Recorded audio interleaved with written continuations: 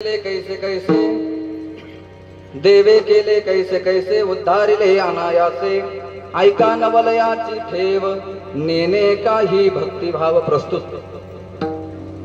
प्राप्त प्रसंगी संप्राप्त सेवेकरता निवडलेला अभंग.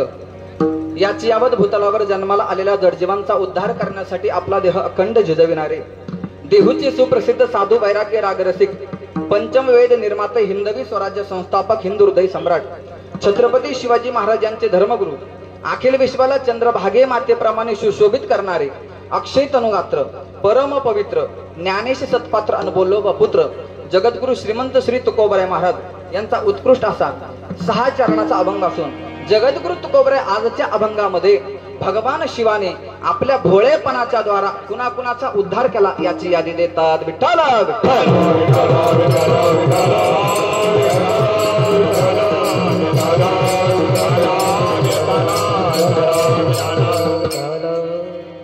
सालाबदाप्रमाणे याही वर्षी आपल्या या छोट्याशा गावचा अखंड हरिनाम सप्ताह या गोपाळपूर तसेच चांदगड स्वयंभू ज्योतिर्लिंग या ठिकाणी आपण सर्व उपस्थित आहात आणि हे सर्व कार्य जे चालत आहे ते हरिभक्त परायण गुरुवर्य गुरुनाम यशवंत बाबा मिसाळ यांच्या मार्गदर्शनाखाली चालत असलेला हा अखंड हरिनाम सप्ताह वर्ष 19वे आणि 19व्या वर्षामध्ये पदार्पण करत असताना आज जागराची सेवा माझ्या वाट्याला आली. खऱ्या अर्थानं मी माझं परम भाग्य समजतो. उद्या आपला काला आहे. आजची सेवा म्हणजे ही देवाकडे काहीतरी मागायचं, पण आज नेमकं विशेष पर्व काळही आला. आजच्या दिवशी महाशिवरात्र म्हणजे महापर्व काळ या ठिकाणी आला आणि आजच्या दिवशी जागराचाही कीर्तन. उद्या काला झाला. काला आणि हाला मराठी कळते ना, माझी भाषा कळते ना तुम्हाला. काला आणि हाला उद्याचा काला. आज देवाकडे काहीतरी मागायचं. त्या अनुषंगानं आपण सर्वजण या ठिकाणी जमलो आहोत. या ठिकाणी सुंदर पेटीची साथ करणारे बाबांनाही कोटी कोटी धन्यवाद. आणि ही सेवा आज मी तुमच्या समोर उभं राहिलो आणि तुमच्या समोर काहीतरी 2 वेडे वाकडे शब्द बोलतोय हे तुमच्या सारख्या सज्जन श्रोत्यांचं दर्शन घडून आलं. ते खऱ्या अर्थानं हिरामन भाऊ हिंडे यांनी कॉल केला. म्हणले महाराज तुम्हाला आमच्या गावाकडे सप्त्याला यावं लागेल. आता एवढ्या लांब कधी आलेलो नाही, म्हणलं चला फिरून तर येऊ. त्या अनुषंगाने या ठिकाणी येण्याचा योग आला आणि येण्याचा योग आला. या ठिकाणी गोड अशी मृदंगाची साथ करणारे. हे मृदंग वाजवत नाही, मृदंग यांचा बोलतो. टाळी वाजवा सरांनी जोरदार. बसल्या बसल्या तेवढं तरी करा. मला सांगा, कीर्तन करणं सोपं आहे का, गायन करणं सोपं आहे का, वाजवणं सोपं आहे? बोला, कोणतं सोपं आहे? टाळ्या वाजवणं सोपं आहे का? मग बसल्या बसल्या तेवढं तरी करा, बरोबर का नाही? बसल्या बसल्या टाळ्या तरी वाजवा. कीर्तन करणं सोपं नाही. एकदा एका गावामध्ये, आता आमच्या तिकडे येवला म्हणून गाव आहे, काही न माहीत असेल, पैठणीचं गाव, आणि त्या गावामध्ये दिवसभर ते गावचे सरपंच याच्या मौतीला हिंड, त्याच्या दहाव्याला हिंड, आणि संध्याकाळी आमच्या कीर्तनाला आले. कीर्तन झालं. म्हटले महाराजांनी खूप गोड कीर्तन केलं. एका बाजूला महिला पाया पडतील, एका बाजूला बाया पाया पडतील. काय कळलं? एका बाजूला महिला पाया पडतील आणि एका बाजूला बाया पाया पडतील.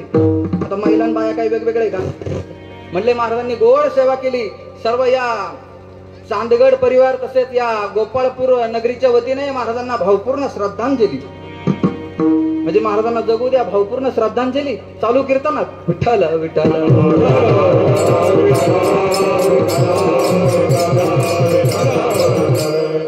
गोड असे पकवाद वाजवणारे. काय नाव दादा? या ठिकाणी नामदेव महाराज, नामदेव कीर्तन करी नाही, या ठिकाणी ज्ञानेश्वर कीर्तन करी, पकवाद वाजी नामदेव. गोड अशी पकवादाची साथ केली. या ठिकाणी मागे सर्व गायनाचार्य भरपूर जण आहे. कुणाचं सर्वांचं नामोल्लेख करणं शक्य नाही, पण जे माईकवर उभे आहे, मागाई उभे आहे, काहीतरी यांनी मागच्या जन्मामध्ये कोकिळा खाल्ली काय ना, मग बाकीचे मशीन आम्ही काय कोंबड्या खाल्ल्या का? गोड कोकिळ्यासारखा आवाज आहे. त्यांनाही कोटी कोटी धन्यवाद. सर्वांच्या चरणी प्रतिपादन करतो. सर्वांचं नामोल्लेख करणं शक्य नाही, पण सर्वांचं नाव एका उखाण्यात घेतो. महादेवाच्या पिंडीवर बेल वाहतो वाकून, महादेवाच्या पिंडीवर बेल वाहतो वाकून, आणि तुमच्या सगळ्या सज्जन श्रोत्यांचं नाव घेतो, ज्ञानोबरायांचा मान राखून. विठ्ठल विठ्ठल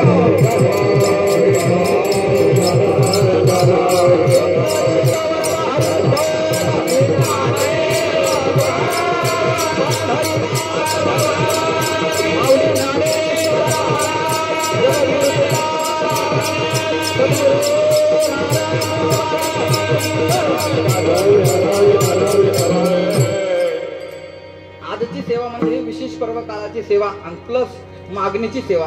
आज भगवंताकडे काहीतरी मागायचं. संतही देवाकडे मागतात. जीवही देवाकडे मागतो, पण संतांच्या मागण्यामध्ये आणि जीवाच्या मागण्यामध्ये फार मोठा फरक आहे, फार मोठा फरक आहे. माझा आवाज तुमच्यापर्यंत येतोय ना? येतोय का? नाही तर आवाज वाढवायला लावतो. येतोय का? कमी खाली येऊ नाही ना? दादा थोडा आवाज मोकळा कर आणि स्पष्टता कर, आवाज घुमतोय जागेवर. विठ्ठल विठ्ठल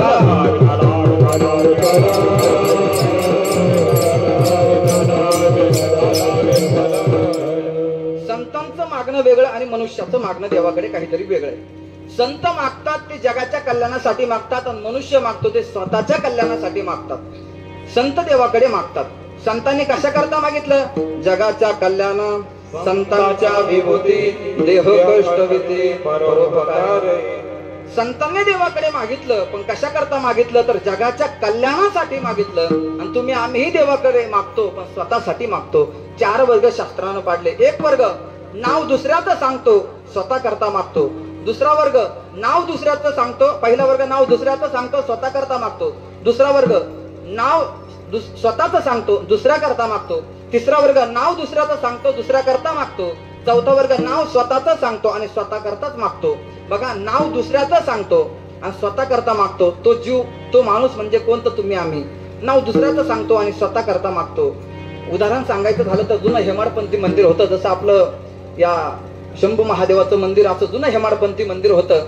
आणि त्या मंदिराच्या बाहेर एक बोर्ड लावलेला होता, हा भोळा महादेव स्वतः करता काही मागितलं तर देत नाही, पण इतरांकरता मागितलं तर दिल्याशिवाय. बोलत चला तुम्ही, बोलत चला. असं काय पाहताय? माझ्या आजारी का तुम्ही? आजारी का तुम्ही? नाही ना? मग बोलत चला. काय म्हटलं? काय बोर्ड होता? त्या बोर्डावर असं लिहिलेलं होतं, हा भोळा महादेव स्वतः करता काही मागितलं तर देत नाही, दुसऱ्या करता मागितलं तर दिल्याशिवाय राहत नाही, असं बोर्ड लिहिलेलं होतं. आणि एक नव दाम्पत्य 4-5 वर्ष लग्नाला झाले आणि ते 2 नवरा बायको आत गेले, दर्शन घेतलं, बाहेर आले. मुलीला सांगितलं, जा बाळा आत दर्शन घे, पण आत गेल्यानंतर देवाला काही मागू नको, कारण बोर्ड वाचला? ती म्हणली हो वाचला. काय लिहिलं बोर्डावर? अहो बोर्डावर असं लिहिलं, हा भोळा महादेव स्वतः करता काही मागितलं तर देत नाही, पण इतरांकरता मागितलं तर दिल्याशिवाय राहत नाही. मुलगी आत गेली आणि आत गेल्यानंतर भगवान शंकराची स्तुती करू लागली. महिम्न पारम ते परम विदुषो यद्य सदृशी स्तुतीर ब्रह्मादी नाम पितदवसन्नास्तो गिरह अथा वाच्य सर्वस्वमति परिणामावधि गृह्णन् ममापेश्य स्तोत्रे हर निरपवाद परिकरः. तर भगवान शंकराची स्तुती करू लागली आणि भगवान शंकराला हात जोडते आणि सांगते, देवा मी तुमचा बाहेर बोर्ड वाचला आणि त्या बोर्डावर लिहिलेलं होतं की तुम्ही स्वतः करता काही मागितलं तर देत नाही आणि दुसऱ्यांकरता मागितलं तर दिल्याशिवाय राहत नाही. ती मुलगी म्हणते, देवा हे शंभू महादेवा, मला माझ्यासाठी काहीच नको, फक्त माझ्या आई बापांना चांगला जावई शोधून दे. कळलं का नाही? 4G मध्ये बसा, डोळे झाकून ऐकू नका कीर्तन. 4G मध्ये बसा. काय म्हटली ती मुलगी? आत गेली, देवा मला काही नको, मला काहीही नको, फक्त माझ्या आई बापांना एक चांगला जावई शोधून दे. मला सांगा, त्या मुलीच्या आई वडिलांचा जावई, मुलीचा कोण? मावस भाऊ. मग कोण? नवरा. म्हणजे नाव दुसऱ्याचं सांगितलं, पण मात्र स्वतः करताच मागितलं. विठ्ठल विठ्ठल.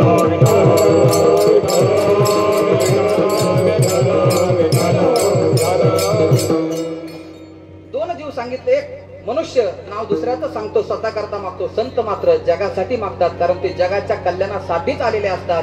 या पृथ्वी तलावर कशा करता आले? तर या जगाचा उद्धार करण्यासाठी आले. आणि संत या जगामध्ये उद्धार करण्यासाठी आले आणि तो तुमचा आमच्या सारख्याचा उद्धार करून पुन्हा निघून गेले. त्यांच्या मनाला वाटेल तेव्हा येतात, त्यांच्या मनाला वाटेल तेव्हा जातात. असे भगवान असे संत आपल्या करता मागतात, जगाच्या कल्याणाकरता मागतात. आज आहे मागणीचं कीर्तन, पण आज आहे विशेष पर्वकाळ. शास्त्रांना सांगितलं, पर्व विशेष भागवत धर्मे, नरसिंह जयंती रामनवमी, वामन जयंती कृष्णाष्टमी, उत्तमी शिवरात्र. शास्त्रकार सांगतात 5 पर्वकाळ शास्त्रांना शास्त्र मान्य केले, पण त्यापैकी एक पर्वकाळ उत्तमातला उत्तम सांगितला. पर्व विशेष भागवत धर्मे, नरसिंह जयंती, रामनवमी, वामन जयंती, श्रीकृष्ण जन्माष्टमी आणि उत्तमी शिवरात्र. 5 पर्वकाळ शास्त्रांना शास्त्र मान्य सांगितले. त्यापैकी आज जो पर्वकाळ आहे तो आहे शिवरात्र पर्वकाळ. आणि या शिवरात्रीच्या पर्वकाळावर ज्याच्या निमित्तानं सेवा, त्याच काहीतरी चिंतन घडावं. बरोबर का नाही? ज्याच्या दारामध्ये सेवा, त्याचं 2 नाव घ्यावा. नाहीतर हनुमंतरायाच्या दारामध्ये सेवा आणि अभंग घेतला पांडुरंगाचा, चालेल का? चालेल, पण हनुमंतरायाची स्तुती पण घ्यावं.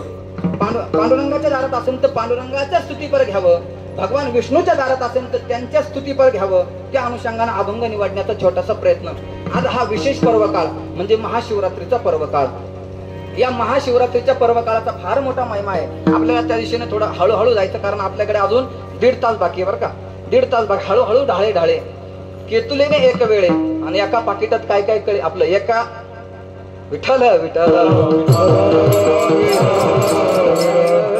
हळूहळू ढाळे ढाळे केतुलेने एक वेळे तया मार्गेची निबळे निश्चित ढाके. ज्ञानोबराय सांगतात हळूहळू आपण त्याचं चिंतन करण्याचा प्रयत्न करू.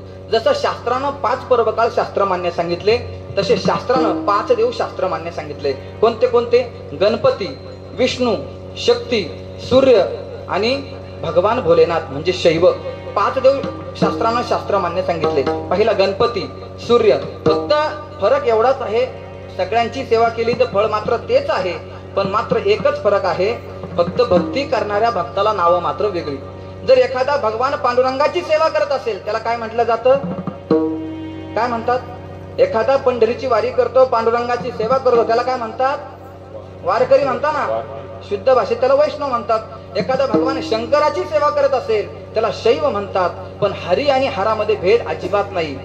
हरी हरामध्ये जो भेद मानतो त्याला नरकाचा वास असं महाराज सांगतात. हरी हरा नाही भेद, ओ हरी हरा नाही भेद, ओ हरी हरा नाही भेद, हरी हरा नाही भेद, ओ हरी हरा नाही भेद, हरी हरा नाही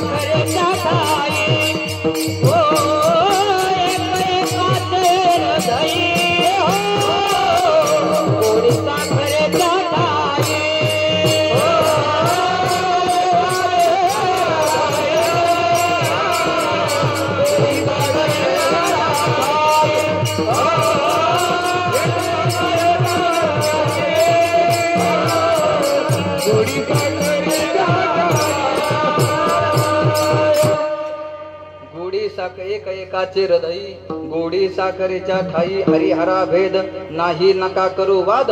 एक एकाचे हृदय गोडी साखरेच्या ठाई. मला सांगा, साखर आणि गोडी जसं वेगवेगळं अजिबात नाही, तसं हर आणि हरा अजिबात वेगळं नाही.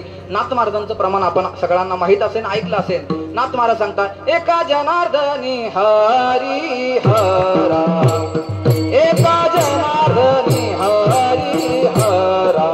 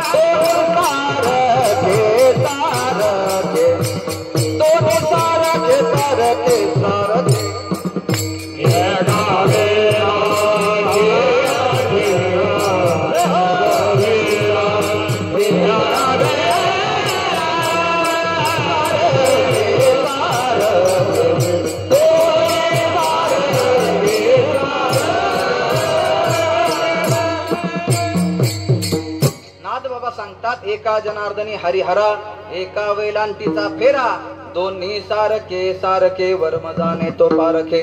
नाथ बाबा सांगतात की दोन्ही सारखेच आहे, फक्त एका वेलांटीचा फेरा आहे. एक आहे हरी आणि एक आहे हरा. एका वेलांटीचा फेरा मग आपण 5 देव शास्त्रानं शास्त्र मान्य बघितले, मग त्या 5 दैवापैकी कोणत्या देवाची सेवा करावी असा आपल्या मनामध्ये एक संभ्रम निर्माण होईल, आपल्या मनामध्ये एक प्रश्नचिन्ह निर्माण होईल. मग आपण एका एका देवाच्या भक्ताकडे जाऊ आणि त्याला विचारू तुमच्या देवाची भक्ती कशी आहे. ज्या देवाची भक्ती सोपी वाटेल 12 वाजायच्या आत त्या देवाची भक्ती आपण स्वीकारू. चालेल ना? 12पर्यंत कीर्तन लांबलं चालेल ना? वरवट करा बरं, वरवट करा. कुणाला कीर्तन बंद करावं वाटतं वरवट करा. बंद करा वाटतं नाही ना? बघा 11 वाजेपर्यंत आपण बघू कोणत्या देवाची भक्ती सोपी आणि ती आपण अनुसरण करण्याचा प्रयत्न करू. सर्वप्रथम गेले गणपतीच्या भक्ताकडे. पहिल्यांदा गणपतीकडे जायचं, कारण ज्ञानियांचे राजे ज्ञानोबराय सुद्धा ज्ञानेश्वरीचा आरंभ करताना पहिलं नमन कुणाला करतात? गणपती बाप्पाला करतात. ओम नमोजी आद्या वेद प्रतिपाद्या जय जय संविद्या आत्मरूपा देवा तुची गणेशू. सर्वप्रथम नमन केलं गणपती बाप्पाला. मग आपण सुद्धा गणपती बाप्पाच्या भक्ताकडे जाऊ. गणपती बाप्पाच्या भक्ताला गाणपत्य म्हटलं जातं. आणि गणपती बाप्पाच्या भक्ताकडे गेलं आणि गणपती बाप्पाच्या भक्ताला विचारू लागले तुमच्या देवाची भक्ती कशी आहे. गणपती बाप्पा आरती म्हणून आणि त्या देवाची भक्ती प्रतिपादन करतात. सुख करता दुःख हरता वारता विघ्नाची नुरवी पूर्वी प्रेम कृपा दयाची सर्वांगी सुंदर उठे शेंदुराची कंठी धडके माळ मुक्ता फळाची. गणपती बाप्पाचे भक्त सांगतात सुख करता म्हणजे सुख प्राप्त करून देणारा, दुःख हरता म्हणजे दुःखाचं हरण करणारा, वार्ता विघ्नाची म्हणजे विघ्नाची वार्ता तुमच्या घरात आणून देणारा. बसवशान का गणपती बाप्पा पुढच्या वर्षी? मग याचा अर्थ कसा लावायचा? खालच्या लाईन मधला नुरवी वरच्या लाईनला जॉईंट करायचा. वार्ता विघ्नाची नुरवी म्हणजे विघ्नाची वार्ता अजिबात न उरू देणारा, इतिनाम विघ्न हरता. मग सुख करता सुख प्राप्त करून देणारा, दुःखाचं हरण करणारा, विघ्नाची वार्ता अजिबात न उरू देणारा असा आहे आमचा गणपती बाप्पा. मग सगळं जग धावपळ करतं कशासाठी? तर सुखासाठी. मग हा देव तर सुख देतो, विघ्न घालवतो. मग या देवाची भक्ती सोपी वाटते. पण अजून 4 देव राहिले. त्या 4 देवांची भक्ती बघून मग ठरवू कोणत्या देवाची करायची. पुढे गेले शक्तीच्या भक्ताकडे म्हणजे देवीच्या भक्ताकडे. देवीच्या भक्ताकडे, देवीचे भक्त म्हणजे आपली जी कुलस्वामिनी असेल त्या देवीच्या भक्ताकडे. आता देवीचे गाणे सर्वांना पाठच आहे, कारण कानपट झाली तुमच्या बरोबर काय ऐकून. बांगड्याची माळ लिंबावानी डोळा. फक्त कोणी घुमू नका बरं का, इथं कोणी घुमू नका. फक्त म्हणतो बांगड्याची माळ लिंबावानी डोळा उभी आहे नदीच्या काठाला, उभी आहे नदीच्या काठाला. लखबाई पोतरा झालाय बेटीला, लखबाई पोतरा झालाय बेटीला.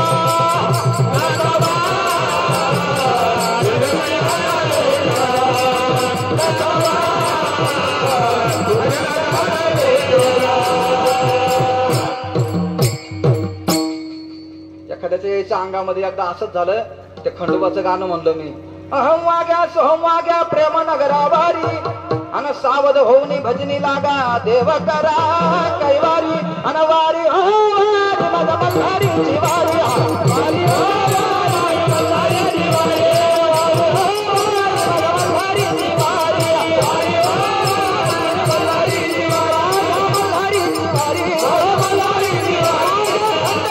जिवारी मल्हारी जिवारी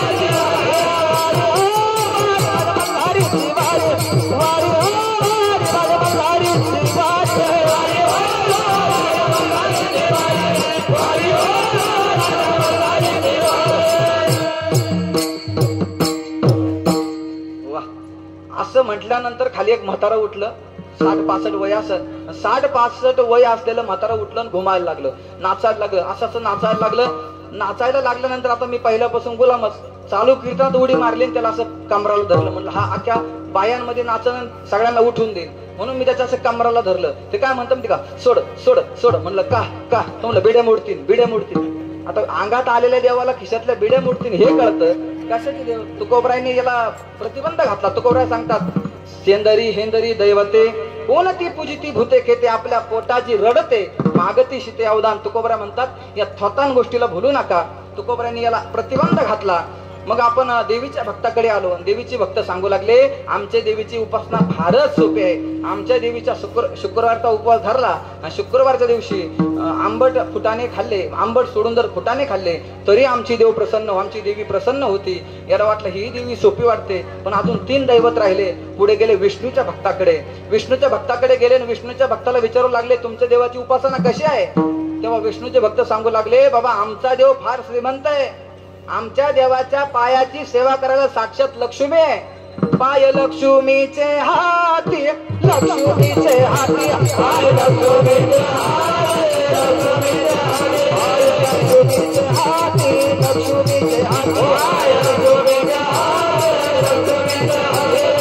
अरे कापूर प्यारे, अरे कापूर प्यारे, कापूर प्यारे, अरे कापूर प्यारे. हरी अनावात, हरी अनावात, हरी अनावात, हरी अनावात, हरी अनावात, हरी अनावात, हरी.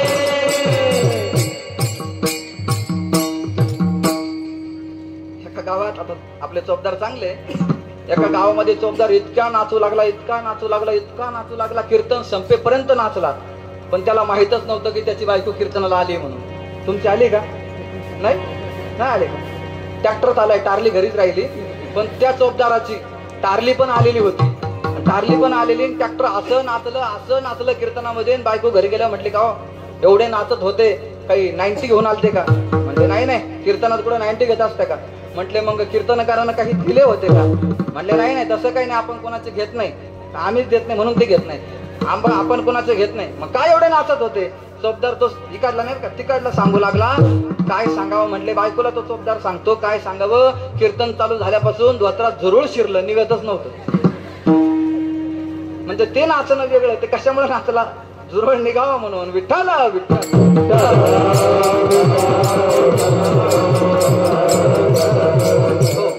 विष्णूचे भक्त सांगू लागले, आमचा देव फार श्रीमंत आहे. आमच्या देवाच्या पायाची सेवा करायला लक्ष्मी माता आहे. पाय लक्ष्मीचे हाती, तिसी यावे काकुळती, वेगी आणावा तो हरी, मददिना ते उद्धरी. आमच्या विष्णूच्या पायाची सेवा करायला लक्ष्मी माता आहे. लक्ष्मी माता आहे असं म्हटल्यानंतर अरे सगळं जग पैशासाठी धावधाव पळतंय, बरोबर नाही? तुम्ही सुद्धा शेतकरी वर्ग यामध्ये काही आहे. दिवस उगल्यापासून संध्याकाळपर्यंत आपण राबतो. कशा करता बाबा? कशा करता? पैशा करता. कशा करता? बरोबर का नाही? याची टोपी त्याच्या डोक्यात, त्याची टोपी याच्या डोक्यात, सगळ्याच्या टोप्या आमच्या डोक्यात. कशा करता? पैशा करता. बरोबर नाही? मी 500 किलोमीटर इथपर्यंत आलो. कशा करता? पैशा करता. मोकळं मनानं बोललो बा. पैशा करता. कशा करता? सगळं जग धावतंय पैशा करता. आणि ती पैशाची देवता लक्ष्मी माता आमच्या भगवान विष्णूची सेवा करते. हेही दैवत चांगलं वाटलं. मग पुढे गेले सूर्याच्या भक्ताकडे. सूर्याचे भक्त सांगू लागले, बघा आमच्या देवाचे या पृथ्वीवर अगणित उपकार आहे. जर पृथ्वीवर सूर्याचं किरण जर पडले नाही, झाडाला पुष्टी मिळणार नाही. झाडाला पुष्टी मिळाली नाही, झाडाची वृत्ती होणार नाही, झाड वाढणार नाही. झाड वाढलं नाही की अन्नधान्य मिळणार नाही. पर्जन्यात अन्न संभव, अन्न उत्पन्न होणार नाही, मनुष्य जगणार नाही.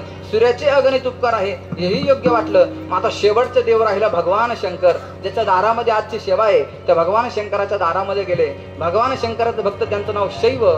तो भगवान शंकरचा भक्त सांगू लागला, आमचा देव फार श्रीमंत आहे.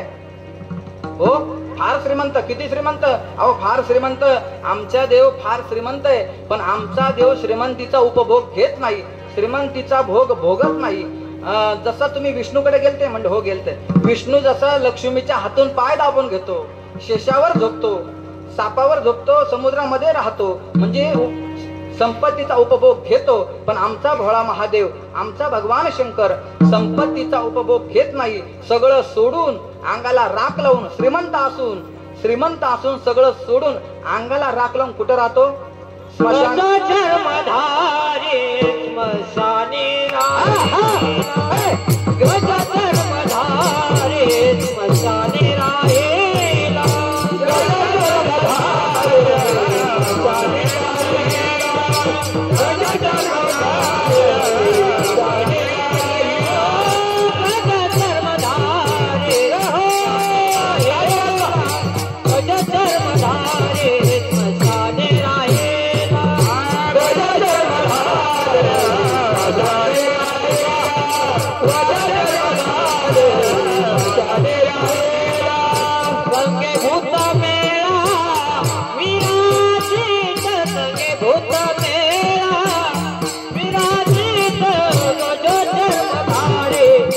स्मशाने राहिला शबदा जन्मधारी स्मशाने राहिला स्मशाने राहिला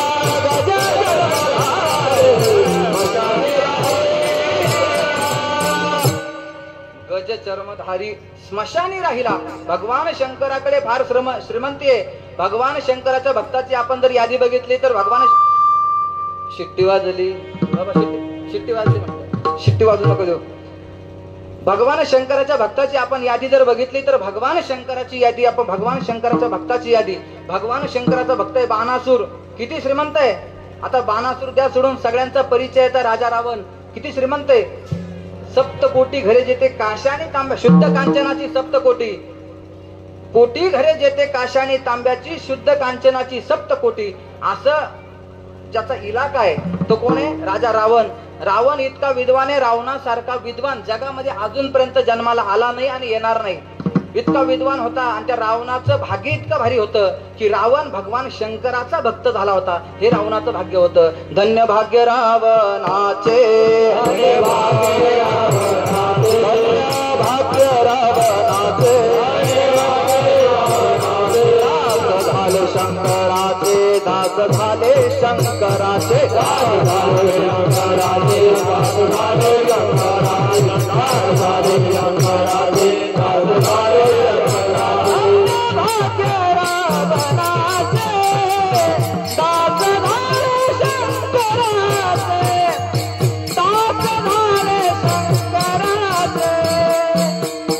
दास झाले शंकराचे, दास झाले शंकराचे.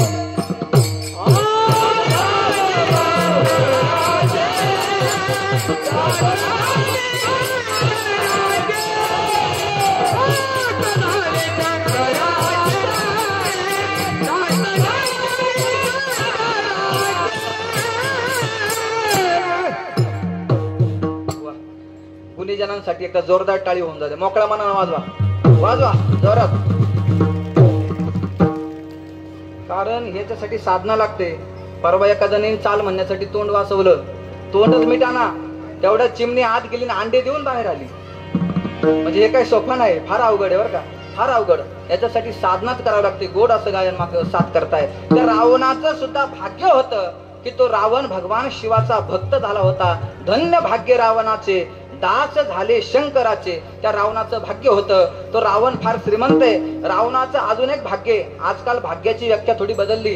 ज्याला बायको चांगली भेटली तो सुद्धा भाग्यवान आहे. रावणाची बायको, तिचं नाव काय, कोण म्हणलं, शांताबाई. शांताबाई नाही, काय नाव, मंदोदरी. ती मंदोदरी इतकी विद्वान होती, उद्या काय घडणार ते मंदोदरीला आज कळत होतं. इतकी विद्वान होती. विद्वान त्याला म्हणायचं, रूपवान त्याला म्हणायचं. ज्या झाडाला कधीच पान फुल फळ लागत नाही त्या झाडाखाली विद्वान आणि रूपवान स्त्री बसली की त्या झाडाला पान फुल फळ लागावं, त्याला म्हणायचं विद्वान आणि रूपवान. आपल्या बाया झाडाखाली बसल्या तर कपशीचे पाते गाळा त्या, अशा आपल्या बायांची दशा आहे, बरोबर काय. इतकी विद्वान होती, तिला उद्या काय घडणार ते आज कळलं होतं.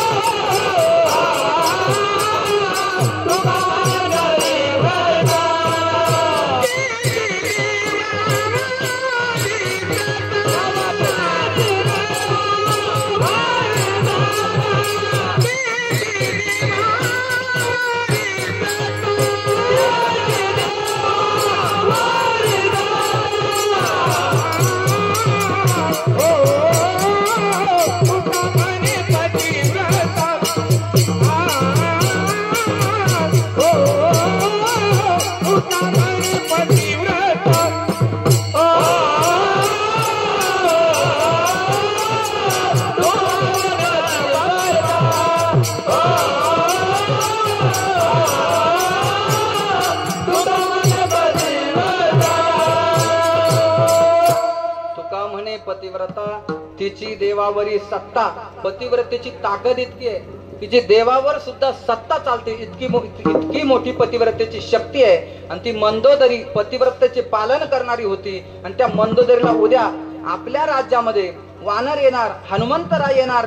त्या हनुमंतरायाच्या वानरांमध्ये दोन धनुर्धर वानर आहे आणि ते येऊन आपल्या नवऱ्याला मारणार, आपली सोन्याची लंका जाळणार, असं त्या मंदोदरीला आगल्या दिवशी कळलं होतं. मंदोदरी बोले रावणा प्रति, मंदोदरी बोले रावणा प्रति, मध्यरात्री स्वप्न देखील मध्यरात्री वानर मिळाले किती, वानर मिळाले किती,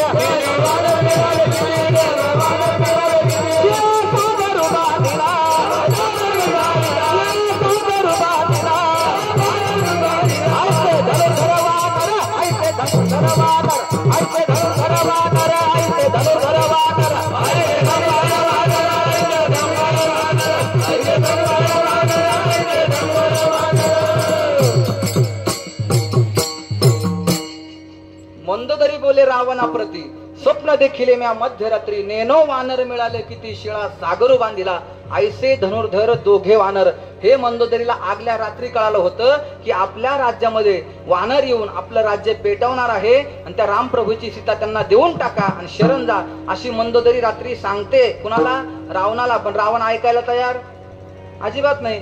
ज्या माणसाकडे जास्त पैसा आहे आणि सत्तेचा माज आहे ते कुणाचं ऐकत नाही. ऐकलं नाही. परिणाम काय झाला? लंका सोन्याची जळाली. बरोबर की नाही? एवढं सोनं होतं, सगळी लंका जळून भस्म झाली. फुटकी कवडी सुद्धा सोबत नेता आली नाही, सांगाती कवडी गेली नाही. तुका म्हणे ज्याची संपदा एवढी, सांगाती कवडी गेली नाही. तो रावण इतका विद्वान होता. त्या रावणानं 9 ग्रहाच्या पायऱ्या केलेल्या होत्या. विद्येची देवता आहे गणपती बाप्पा. त्या गणपती बाप्पाला गाढवं वळायचं काम दिलं होतं. गाढवं हा सगळ्यात निर्बुद्ध प्राणी आहे आणि त्या निर्बुद्ध प्राण्याला ओळण्यासाठी बुद्धिवान व्यक्तीची निवड केली. कुणाची? गणपती बाप्पाची. गणपती बाप्पाची गाढवं गजानन ओळीत असे. त्या गणपती बाप्पाला गाढवं ओळायला लावली. जे आपण आपलं आराध्य दैवत आहे. लग्न झाले आपण जातो कुठं जातो? कुंभमेळ्याला? नाही. कुठं जातो लग्न झाले आपण? जेजुरीला. कुठं जातो का नाही? गेले का नाही तुम्ही? मी तर नाही गेलो अजून. तुम्ही गेले ना? जेजुरीला जातो का नाही? तो जेजुरीच्या खंडोबा रायाला रावणानं दाढी करण्यासाठी ठेवलं होतं. कुणाला? मला? नाही. कुणाला? जेजुरीचा जो खंडोबा आपण मानतो, जे आपलं कुलदैवत आहे, त्या खंडोबाला रावणानं दाढी करण्यासाठी ठेवलं होतं. मैराळ देव कानडा, मैराळ देव कानडा, मैराळ देव कानडा, मैराळ देव कानडा, मैराळ देव कानडा.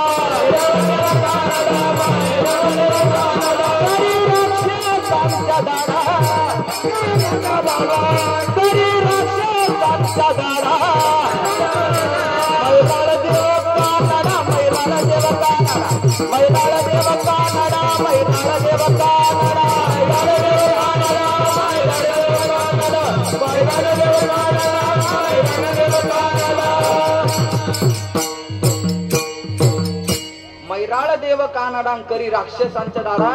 त्या खंडोबाला रावणानं दाढी करण्यासाठी ठेवलं होतं. आणि खंडोबा हा भगवान शंकराचाच अवतार आहे. बघा, आपण आता योगायोगानं आलं खंडोबाचं. आपण कधी चरित्र ऐकलेलं नसून ऐकून ठेवा. आपलं सर्वांचं ते कुलदैवत आहे. त्या खंडोबा मल्हारी असं नाव का पडलं? तर भगवान शंकराला कळालं की या पृथ्वीवर दैत्यांनी अहंकार माजवला, या दैत्यांचं निर्दळन केलं पाहिजे, दैत्य मारले पाहिजे. हे भगवान शिवाच्या लक्षामध्ये आलं. मग भगवान शिवानं मणी आणि मल्ल नावाचे 2 मायावी दैत्य होते. काय नाव? मणी आणि मल्ल. मणी मल्ल या दैत्यांसाठी भगवान शिवानं असं एक रूप धारण केलं. आणि त्या मणी मल्ल दैत्य असे होते, ते मरत नव्हते. त्यांना जर मारलं, त्यांचं रक्त पृथ्वीवर पडलं, जितके थेंब पृथ्वीवर रक्त पडेल तितके राक्षस तयार व्हायचे. कुणाचे? त्या मणी मल्लाचे. इतका तो मायावी राक्षस मणी मल्ल. आणि त्या मणी मल्लाचे राक्षस तयार व्हायचे. मग आता कसं मारायचं काही कळेना. मग भगवान शंकरानं असं एक रूप धारण केलं आणि सीता मातेला आपल्या पार्वती मातेला सोबत घेतलं आणि पार्वती मातेला सांगितलं मी या राक्षसांना मारलं की तू कालीचं रूप धारण करायचं आणि कालीच्या रूपामध्ये पडलेलं रक्त चाटून घ्यायचं म्हणजे पुन्हा यांची उत्पत्ती होणार नाही. मग भगवान शंकरानं असं एक रूप धारण केलं आणि त्या कनकगिरी पर्वतावर, कनकगिरी पर्वत म्हणजे आजची जेजुरी, आपण जे सोन्याची जेजुरी म्हणतो, कनकगिरी पर्वत म्हणजे सोन्याची जेजुरी, त्या सोन्याच्या जेजुरीवर भगवान शिवानं अवतार घेतला आणि त्या मणिमल्ल दैत्य दोघांना मारलं. रक्त जमिनीवर पडणार, त्या रक्तातून पुन्हा दैत्य जन्माला येणार. त्या क्षणी पार्वती मातेनं कालिकाचं रूप धारण केलं आणि कालिकेच्या रूपामध्ये ते रक्त पिऊन घेतलं. रक्त पिऊन घेतल्यानंतर मणी आणि मल्लाचा वंश खंडित झाला आणि भगवान शंकरानं मणी मल्लांचा शिरच्छेद केला. मणी आणि मल्ल मारल्यामुळं भगवान शंकराला नाव पडलं मल्लहारी, म्हणजे मल्लांना हरवणारा. इतिना मल्हारी विठाला विठाला.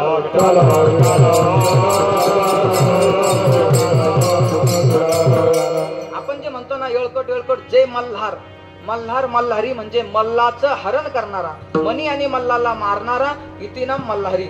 असं भगवान शंकराचा तो एक अंश आहे. मग तो रावणाने त्या भगवान शिवाला म्हणजे भगवान शिवाचा अंश असलेला खंडोबाला दाढी करण्यासाठी ठेवलं होतं, गणपती बाप्पाला गाढव वळवण्यासाठी ठेवलं होतं. इतका विद्वान सोन्याची लंका सुद्धा कोणाला दिली?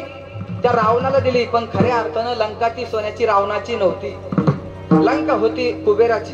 कारण आपल्याकडे सुद्धा जे धन आहे त्या धनावर अधिकार आपला नाही. देह हे काळाचे, धन कुबेराचे. धन कुणाचं आहे?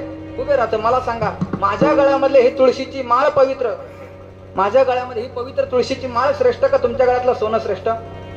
बोला पटकन, प्रामाणिकपणे बोला. तुम्हाला साठवायची शपथ आहे, पाटापाटा बोला. माझ्या गळ्यातली तुळशीची माळ श्रेष्ठ की तुमच्या गळ्यातलं सोनं श्रेष्ठ? काय म्हणत्या? काय श्रेष्ठ?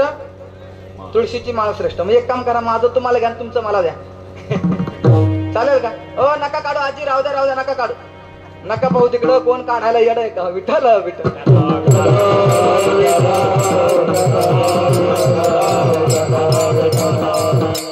खऱ्या अर्थानं ती सोन्याची लंका होती कुबेराची. भगवान धनाची देवता कुबेर, ती कुबेराची सोन्याची लंका. झालं असं भगवान शिवाचं आणि पार्वतीचं. आपण जर सातारा जिल्ह्यामध्ये गेलो तर सातारा जिल्ह्यामध्ये शिखर शिंगणापूर नावाचं क्षेत्र आहे. त्या शिखर शिंगणापूरवर भगवान शिवाचा आणि पार्वती मातेचा विवाह झालेला आहे. भगवान शिवाचा आणि पार्वती मातेचा विवाह त्या शिखर शिंगणापूरच्या त्या डोंगरावर झाला. आणि पार्वती मातेचा आणि भगवान शिवाचा विवाह झाल्यानंतर जशी आजच्या काळामध्ये कन्यादान मध्ये काहीतरी आपण हांडा बादली टिपाड काहीतरी घेतो ना, तसं जुन्या काळामध्ये सुद्धा कन्यादान देण्याची प्रथा होती. मग कुबेरानं काय केलं, भगवान शिवाच्या पार्वती मातेच्या लग्नानिमित्त भगवान शिवाला राहण्याकरता घर नाही, कारण भगवान शिव कुठे राहत होते? स्मशानामध्ये राहत होते. आता लग्न झाल्यावर स्मशानामध्ये राहिल्यानंतर बायको जायची पळून, असं कुणाला वाटलं? कुबेराला वाटलं. मग त्या कुबेरानं काय केलं, सोन्याची लंका काय केली, दान केली. म्हटले शिवजी, ही सोन्याची लंका तुम्हाला घ्या आणि आजपासून स्मशानामध्ये राहू नका, कारण लोकांचं लेकरूबाळ तुमच्या घरी आणलं, तुम्ही असे स्मशानामध्ये उघडे नागडे राहिले तर निघून जाईन हो. त्याच्यामुळे तुम्हाला ही सोन्याची नगरी बक्षीस. ती सोन्याची नगरी म्हणजे लंका.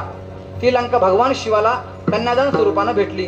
पण नवीन घर बांधल्यानंतर शास्त्र असं सांगतं, नवीन घराची वास्तुशांती केल्याशिवाय घरामध्ये प्रवेश करू नाही. कारण नवीन घर जर बांधलं आणि त्या घरामध्ये वास्तू शांती पूर्वी जर प्रवेश केला तर घरामध्ये ग्रह दोष लागतो, लग्न न होणे, घरात भांडण होणे, किरकिर होणे, पैसा न टिकणे हे कारण उद्भवतात. केव्हा? एखादं नवं घर बांधलं आणि त्याची वास्तू शांती केली नाही तर. मग वास्तू शांती केली नाही तर प्रॉब्लेम निर्माण होता. मग भगवान शिवानं विचार केला, आपण या घरामध्ये राहण्याच्या अगोदर या घराची आपण यथायुक्त पद्धतीनं पूजा करू, वास्तुशांती करू.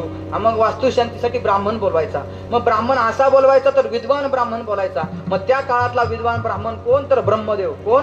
ब्रह्मदेव. ब्रह्मदेवाकडे गेले. ब्रह्मदेवाला सांगितलं, आम्हाला कुबेरानं सोन्याची नगरी दान केली आणि त्या नगरीचं उद्घाटन करण्यासाठी, त्या नगरीची वास्तू शांती करण्यासाठी तुम्ही या आणि पूजा करा. तेव्हा ब्रह्मदेव म्हटले, मी येऊ शकत नाही. म्हटले, का येऊ शकत नाही? कारण माझं गोपाळपुऱ्याला कीर्तन आहे, मी येऊ शकत नाही. कोण म्हटले? ब्रह्मदेव म्हटले, मी येऊ शकत नाही. पण एक काम करा तुम्ही, मी जरी येऊ शकत नाही पण माझ्या मुलाला न्या. आता ब्रह्मदेवाचा मुलगा, त्याचं नाव पुलस्त्य ऋषी. मग भगवान शिवजी त्या पुलस्त्य ऋषींकडे आले. पुलस्त्य ऋषीला सांगू लागले, देवा आमच्या घराची वास्तुशांती आहे, तुम्हाला यावं लागेल, या ना तेवढी वास्तुशांती करा. पुलस्त्य ऋषी म्हटले, आता शिवरात्रीचा पिरियड चालू आहे, शिवरात्रीचा पिरियड चालू असल्यामुळं माझी तारीख खाली नाही, मी येऊ शकत नाही, पण एक काम करा, माझ्या मुलाला नाही, याला म्हणतात धंदिकीला येईल, म्हणजे दुसरीकडे तारीख जाऊन द्यायची नाही, आपल्याच घरामध्ये माझ्या मुलाकडे जा. मग आता माझ्या मुलाकडे, आता पुलस्त्य ऋषींचा मुलगा, त्यांचं नाव विश्रवा ऋषी, आणि भगवान शिवजी त्या विश्रवा ऋषींकडे आले. विश्रवा ऋषींना सांगितलं, आमच्या घराची वास्तुशांती करायची, येता का हो, तेवढी वास्तुशांती करा ना, आम्हाला कुबेरानं सोन्याची नगरी दान केली, त्या नगरीची वास्तुशांती करा, या ना. तेव्हा विश्रवा ऋषी सांगतात, आलो असतो बरं का, पण आता जसं माझं वय झालं, मला जास्त लांब चालवतही नाही, त्यामुळे मी येऊ शकत नाही, पण एक काम करा, माझ्या मुलाला नाही चालू द्यायचं 12 वाजेपर्यंत. असं काय म्हटले, माझ्या मुलाला नाही. आता विश्रवा ऋषींचा मुलगा कोण, विश्रवा ऋषींचा मुलगा रावण. रावणाकडे गेले, रावणाला सांगितलं, रावणाकडे गेले, सांगितलं, महाराजजी आमच्या घराची वास्तुशांती येणार का. रावण म्हटलं, हो येणार. म्हटले, तुम्हाला कुठं तारीख नाही का. म्हटले, नाही. का बरं तारीख नाही. म्हटले, लोकांचं लुबाडणाऱ्याला तारीख नसते, म्हणून मी घरीच आहे. म्हटले, येणार का. हो म्हटले, येणार. मग रावणाला सांगितलं, आमच्या घरी वास्तुशांतीसाठी या. रावण वास्तुशांतीसाठी आला, आणि आल्यानंतर रावणानं सकाळपासून तर संध्याकाळपर्यंत शास्त्रशुद्ध पद्धतीनं एकदम व्यवस्थितरित्या घराची वास्तुशांती केली. आता वास्तुशांती केल्यानंतर जुन्या काळामध्ये आपल्याकडे गावोगावी ब्राह्मण यायचे. ब्राह्मणाने एखाद्याचं भविष्य सांगितलं, एखाद्याची कुंडली सांगितली, एखाद्याचं लग्न योग काढून दिला, तर आपण त्या ब्राह्मणाला, जुन्या काळामध्ये पैशाचं माध्यम नव्हतं, तर जुन्या काळामध्ये आपण काही धान्य त्या ब्राह्मणाला द्यायचो का नाही, द्यायचो ना. त्या ब्राह्मणाला काहीतरी आपण धान्य द्यायचो, काहीतरी त्याला जे पाहिजे ते द्यायचो, पण पैसे जुन्या काळामध्ये प्रथा नव्हती. मग झालं असं, मग भगवान शिवजी म्हटले, तुम्ही आमच्या घराची सुंदर अशा प्रकारे वास्तुशांती केली, मग आता तुम्ही तुमचं दक्षिणा काय असेल ती मागा. तेव्हा रावण म्हटला, दक्षिणा मी जी मागणार ती देणार. म्हटले, हो देणार. म्हटले, नक्की देणार. म्हटले, हो देणार. कारण रावणाला एक अभंग पाठ होता, कोणता, शिवभोळा चक्रवर्ती त्याचे पायी माझे चित्ती. रावणाला हा अभंग पाठ असतो, एवढाच एक पाठ असतो बरं का. मग त्याला एवढाच एक अभंग पाठ होता रावणाला. रावण म्हटला, अरे हा भोळा आहे, याच्याकडे जे मागितलं तर हा देऊन टाकीन, मग याच्याकडे मागायचं तरी काय. मग म्हटलं, याच्याकडे मागायचं, ज्या घराची वास्तुशांती केली त्या घराचा 7-12 उतारा माझ्या नावावर करून दे. कोण म्हटलं, रावण. कोणाला म्हटले, भगवान शंकराला. भगवान शंकरानं वचन दिलं होतं, जे मागाल ते देऊन टाकीन. भगवान शंकरानं ती सोन्याची लंका रावणाच्या नावावर करून दिली. भगवान शिवजी पुन्हा स्मशानामध्ये राहू लागले. पार्वती माता हातपाय आपटायला लागले, पार्वती माताचे हातपाय गळून गेले. पार्वती माता म्हटली, अहो इकडून तिकडून घर भेटलं होतं, स्मशानामध्ये तर आयुष्यच काढायचं होतं, घर भेटलं होतं तेही सुखांना खाऊ दिलं नाही, तेही गेलं. पण पार्वती माता हातपाय आपटायला लागली. पार्वती मातेला क्रोध अनावर झाला. तेव्हा भगवान शिवजी सांगतात, पार्वती क्रोध अनावर होऊ देऊ नको. त्यांनी आपली लंका बळकवली, आपलं घर बळकावलं ना, आपलं घर त्यांनी काहीतरी कर्मकांड करून घेतलं ना, आपण सुद्धा एक दिवस त्याचं घर जाळल्याशिवाय शांत बसणार नाही. मग भगवान शंकरानं 11वा अवतार घेतला. कोणता अवतार, रुद्र अवतार. रुद्र अवतार म्हणजे हनुमंतरायाचा अवतार. भगवान शंकरानं हनुमंतरायाचा अवतार घेतला आणि ती लंका जाळली. तेव्हा भगवान शंकर शांत झाले. म्हणून तुकोबरा सांगा, तुका म्हणे रुद्रा, अंजनीची या कुमारा जाळलेली लंका, धन्य धन्य म्हणे तुका. त्या मारुतीरायाने ती लंका जाळली तेव्हा शांत झाले. का सांगितलं एवढं मोठं, ती लंका सोन्याची, रावणाची नव्हती, कुबेराची होती. कुबेरानं कन्यादान केली भगवान शिवाला, शिवाकडून कप्तानं मिळवली रावणानं, आणि तो रावण होता भगवान शिवजीचा भक्त, भगवान शंकराचा भक्त, इतका दानशूर. मग आता या भक्तांना वाटलं आता भक्ती करायची तर भगवान शिवाची, कारण अरे फार श्रीमंत आहे. त्या आपण वैष्णवाची परिस्थिती बघितली, विष्णूच्या भक्ताची परिस्थिती बघितली, पण विष्णूचे भक्त श्रीमंत नाही. विष्णू श्रीमंत आहे पण विष्णूचे भक्त श्रीमंत नाही. कारण तुकोबरा सांगतात, आम्ही सदैव सुडके जवळी येता तोर धागे, हे जाऊ गुणाती बिके कुत्री घर राखीती. आम्ही जवळी येता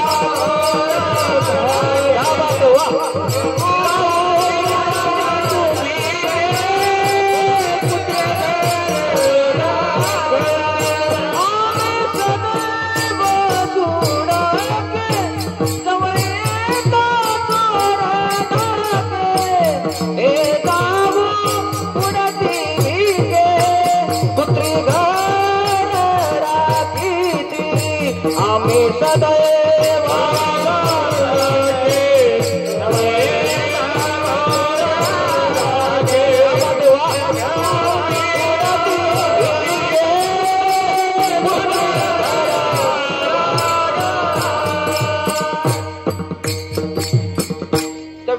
विष्णूच्या भक्ताची परिस्थिती बघितली तर आम्ही सदैव सुडके जवळी येता चोर धाके जाऊ पुढती भिके पुत्री घर राखीती. त्या विष्णूच्या भक्ताचे पुत्र घर राखता असा तो भगवान विष्णूचे भक्त आहे. मग भक्ती करायची तर भगवान शिवाचीच करायची. पण तो भगवान शिवाचा भक्त म्हटला शिवाची भक्ती करा, शंकराची भक्ती करा. पण ते भगवान शंकराचं एक नवल आहे. कारण हा भगवान शंकर कुणाचा उद्धार कोणत्या भावनेनं भक्ती करतो भक्त याचाही विचार तो भक्त भगवान शिवजी तो भक्त सांगतो. भगवान शिवजी भक्त कोणत्या उद्देशानं भक्ती करतो याचाही विचार करत नाही. तात्काळ प्रसन्न होतो. अभंगाचं दुसरं चरण.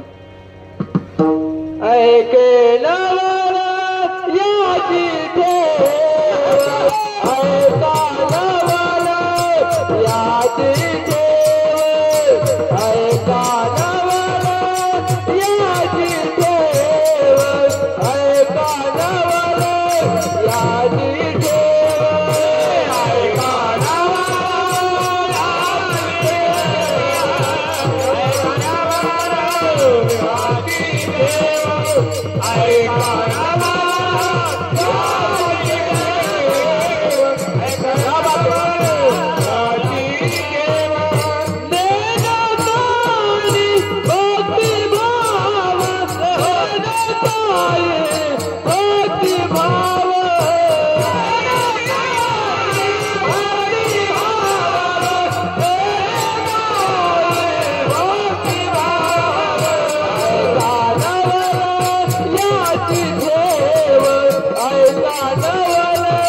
याची ठेव.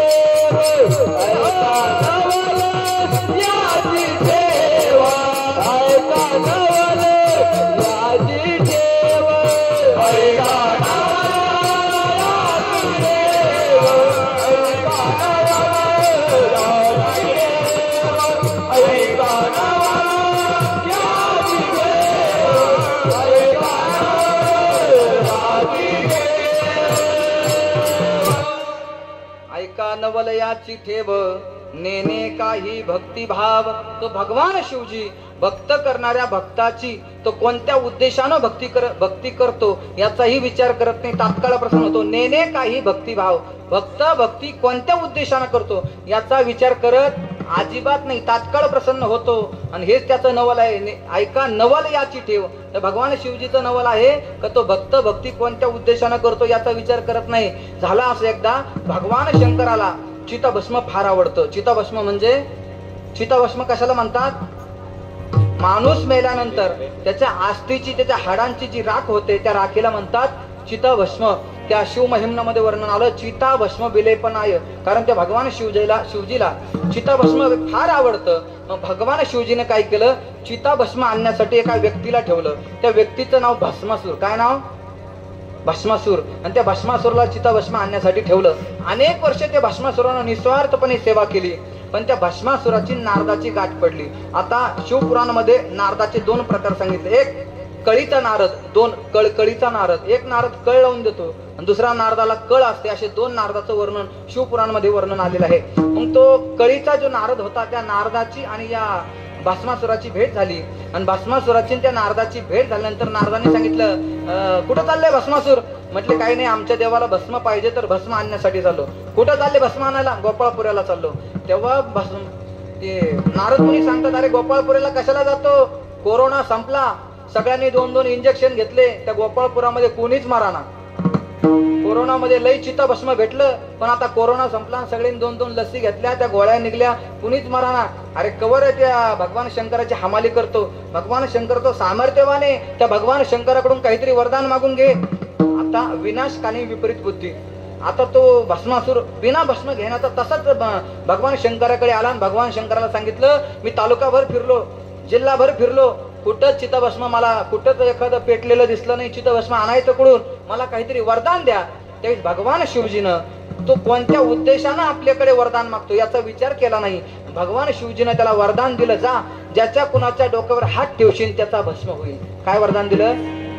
ज्याच्याही कुणाच्या डोक्यावर हात ठेवशील त्याचा भस्म होईल. आता झालं असं पुन्हा अनेक वर्ष भगवान शिवजीसाठी नारद मुनी भगवान शिवजीसाठी हा भस्मासूर भस्म आणण्याचं काम करू लागला. पुन्हा एकदा नारदाची भेट झाली. म्हटले दिलं का रे वरदान? म्हटले हो दिला ना. काय वरदान दिलं? म्हटले काही नाही, ज्याच्या कुणाच्या डोक्यावर हात ठेवशील त्याचा भस्म होईल. म्हटले खरंच? म्हटले हो खरंच. कुणाच्याही ठेवलं तरी होईल. म्हटले हो कुणाच्या ठेवून बघू का? नारद म्हणले नको नको. मग काय करू? म्हटले एक आयडिया सांगतो, तेवढी आयडिया कर. काय आयडिया करू? तुझं लग्न झालं का? माझं नाही. कोणाला म्हणतोय? नारद मुनी भस्मासुराला म्हणतोय तुझं लग्न झालं का? म्हटले नाही. का बरं नाही झालं? म्हणले राक्षसाला कोण बायका देतं? मग म्हटले एक काम कर, तुला जर चांगली रूपवान बायको पाहिजे असेल, तुला कशी बायको पाहिजे रे? तेव्हा भस्मासूर म्हणतो पार्वती सारखी पाहिजे, पार्वती सारखी प्रेम करणारी, पार्वती सारखी जीव लावणारी बायको पाहिजे. म्हटले मग एक काम कर, तुला भगवान शिवजीना वरदान दिलं ज्याच्या डोक्यावर हात ठेवशील त्याचा भस्म होईल. मग एक काम कर, त्या भगवान शंकराच्या डोक्यावर हात ठेव, भगवान शंकराचा भस्म झाला का पार्वती तुझी. कोण म्हटलं? कोण म्हटलं? नारदानी. म्हणजे कळ लावायचं काम केलं नारदानं. मग आता विनाशकाने विपरीत बुद्धी आणि हा पळत पळत आला आणि भगवान शंकरासमोर उभा राहिला. कोण? भस्मासूर. आता भगवान शंकराच्या डोक्यावर हात ठेवणार, पण देवाला काय कळत नाही हो. न सांगता तुम्हा कळो येते अंतर, विश्वी विश्वंभर परिहारच न लगे. भगवान देवाला सगळं काही कळतं, आंतरीचे गुज सगळं काही ते देवाला कळतं. भगवान शिवजीनं मनोमन ओळखलं, बाबा हे बैताल झालं, याला आपण वरदान दिलं आणि आपल्या डोक्यावर हात ठेवायला निघालं. भगवान शिवजीनं पार्वती मातेचा हात धरला आणि पळत सुटले. कारण म्हटले याने जर आपल्या डोक्यावर हात ठेवला, मी तर जाईल पण माझी बायकोही जाईल. मग भगवान शिवजीनं पार्वती मातेचा हात धरला आणि पळत सुटले. जंगलाच्या दिशेने पळताय, पळता पळता काय करावं काही सुचेना. जेव्हा आपल्यावर संकट येतं त्यावेळेस आपल्याला कुणाची आठवण येते? देवाची आठवण येते. त्या भगवान शिवाला सुद्धा विष्णूची आठवण झाली आणि भगवान शिवजी त्या विष्णूची आराधना करू लागले. सशंक चक्रम सक्रीट कुंडलम सपीत वस्त्रम सरसीरु हेक्षणम संहार वक्षस्थल कौस्तुभ श्रियम नमामि विष्णुं शिरसा चतुर्भुजम शांताकारं भुजगशयनं पद्मनाभं सुरेशं विश्वाधारं गगनसदृशं मेघवर्णं शुभांगं लक्ष्मीकान्तं कमलनयनं योगिभिर्धानगम्यं वंदे विष्णु भवयहरं सर्वलोकैकनाथं. मग भगवान विष्णूची आराधना भगवान शिवजी करू लागले आणि विष्णूजी प्रगट झाले. म्हणले देवा तुम्ही देवो के देव महादेव आणि तुम्ही माझी आराधना करताय, आज काय झालं? म्हटले काही नाही, त्या भस्मासुराला मी वरदान देऊन फसलो आणि तो भस्मासूर माझ्या डोक्यावर हात ठेवायला निघाला आणि पार्वती मातेसोबत लग्न करण्याची त्याची इच्छा आहे, मला वाचवा. विष्णुदेव म्हटले, भगवान विष्णू म्हटले देवा तुम्ही चिंता करू नका, तुम्ही जा पुढं. भगवान शंकराला पार्वती मातेला पुढे काढून दिलं आणि भगवान विष्णूने मोहिनीचं रूप धारण केलं. आता मोहिनी या शब्दाचा अर्थ होतो मोहित करणारी. ती नाम मोहिनी. मोहिनी म्हणजे दुसऱ्याला मोहित करते, तिचं नाम मोहिनी. आपल्याकडे काही बायांचं नाव असतं शांताबाई. आता शांताबाई या नावाचा अर्थ होतो जी शांत आहे अशी बाई. पण नाव शांताबाई भांडणाशिवाय करमत नाही, अशा आपल्या बायाची गती, बरोबर नाही? एका माणसाचं नाव होतं गंगाधर. गंगाधर हे भगवान शिवाचं नाव आहे. इथं कोणाचं नाही ना? नाही ना कोणाचं? नाही ना. एका माणसाचं नाव होतं गंगाधर. गंगाधर म्हणजे गंगाम धारयती ती गंगाधर, म्हणजे ज्याने डोक्यावर गंगा धारण केली त्याचं नाव गंगाधर. गंगा नाव होतं गंगाधर. आंघोळ नाही महिनाभर, म्हणजे महिना आंघोळच करत नव्हता असं. मग तिचं नाव होतं मोहिनी. भगवान शिवजीनं रूप धारण केलं मोहिनीचं आणि मोहिनीचं रूप धारण केलं आणि सांगितलं देवा तुम्ही जा. भगवान शिवजी निघून गेले, पार्वती माता निघून गेले. मोहिनीचं रूप धारण केलं, भस्मासूर पळत पळत आला आणि भस्मासुरानं त्या मोहिनीला बघितलं आणि भस्मासूर मोहित झाला. भस्मासूर म्हटला कोण तू? म्हटले माझं नाव मोहिनी. कुठून आली? म्हटले मी स्वर्गातून आले. कशा करता आली? म्हटले मी एक नवरा शोधत आहे, मला पती चांगला शोधत आहे. म्हटले मग एक काम कर, मी नाही का चांगला? म्हटले चांगला आहे पण माझे एक आट आहे. म्हटले काय आट आहे? माझ्यासारखं जर नाचून दाखवलं तर मी लग्न करेन. कोण म्हटली? मोहिनी म्हटली. कोणाला म्हटली? भस्मासुराला. भस्मासूर म्हणले ठीक आहे नाचायचं काय, मग नाचते. भस्मासुराने नाचायला सुरुवात केली आणि मोहिनीने नाचायला सुरुवात केली. मोहिनीने नाचता नाचता कमरावर हात ठेवला, भस्मासुरानेही कमरावर ठेवला. मोहिनीनं नाचता नाचता खांद्यावर हात ठेवला, भस्मासुरानेही खांद्यावर हात ठेवला. मोहिनीनं नाचता नाचता आपल्या डोक्यावर हात ठेवला, भस्मासुरानेही डोक्यावर हात ठेवला. परिणाम भस्मासुराचा भस्म झाला. ज्ञानोबरा सांगतात हो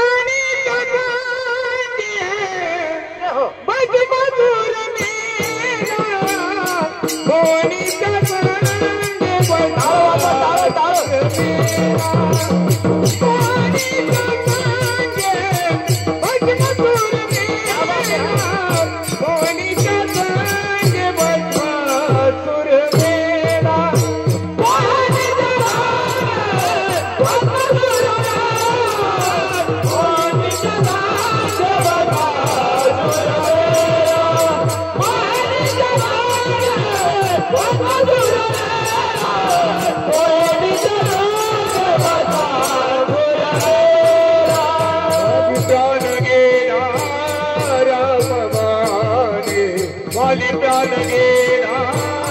रामवाणी इंद्रपणी बाणा चंद्र दाना काळा इंद्रपणी बाणा चंद्र दाना काळा मोहिनीच्या संगे वाणी प्राण गेला रामवाणी वाणी प्राण गेला इंद्रपणी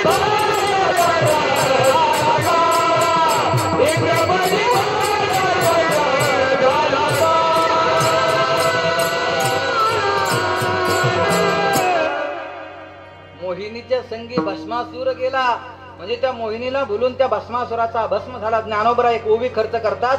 जेथीची कृपा लाहीजे वरू तेथीची म्हणे व्याभिचारू तरी मी काय भस्मासुरू अर्जुन म्हणे.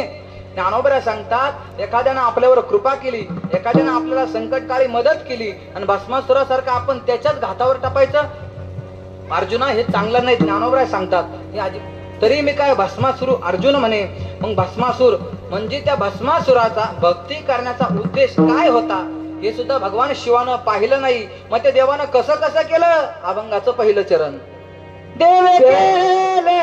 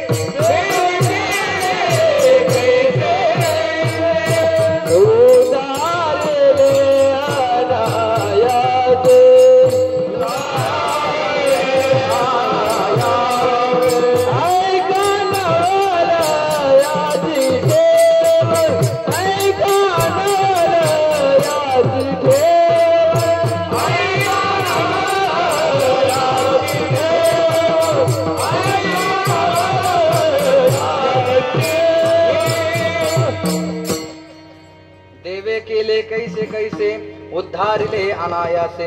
अनायासे उद्धार केला. अनायासे म्हणजे त्याचा भक्तीचा भाव सुद्धा जाणून घेतला नाही. ऐका नवलयाची ठेव नेने काही भक्तिभाव. मग खाली सगळे उदाहरण दिले. एका चोरट्याचं उदाहरण दिलं. चोरटा कुणाला म्हणायचं. चोरटा म्हणजे चोरी करणारा.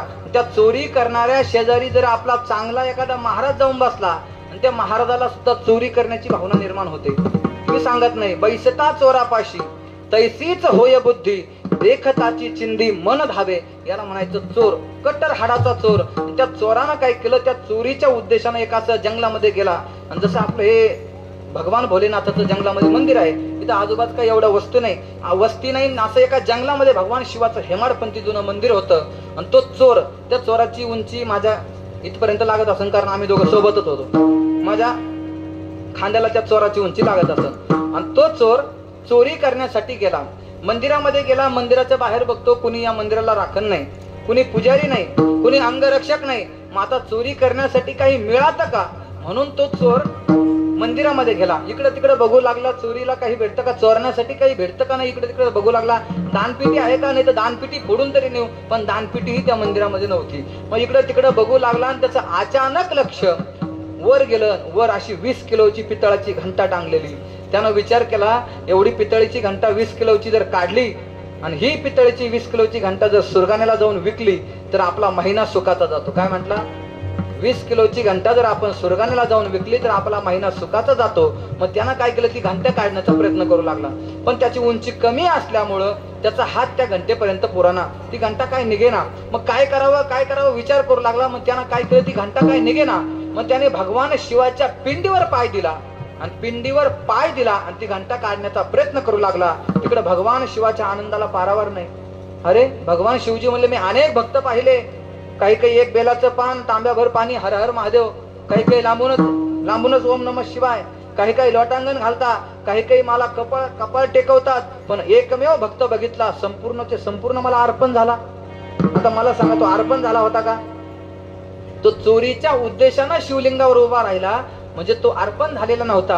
मग भगवान शिवाला वाटलं हा संपूर्णचे संपूर्ण मला अर्पण झाला. भगवान शिवजीच्या आनंदाला पारावार राहिला नाही. भगवान शिवजी प्रसन्न झाले आणि त्याला कैलास लोकाला घेऊन गेले. त्याचा उद्धार केला, अनायासे उद्धार केला. याचं दिशा दिग्दर्शन जगद्गुरु तुकोबराय अभंगाच्या 5व्या चरणात करतात. चोर पिंडी दिला पाव, ओ चोर पिंडी दिला पाव, त्याच्या पूजने धाये देव, त्याच्या पूजने धाये देव. चोर पिंडी दिला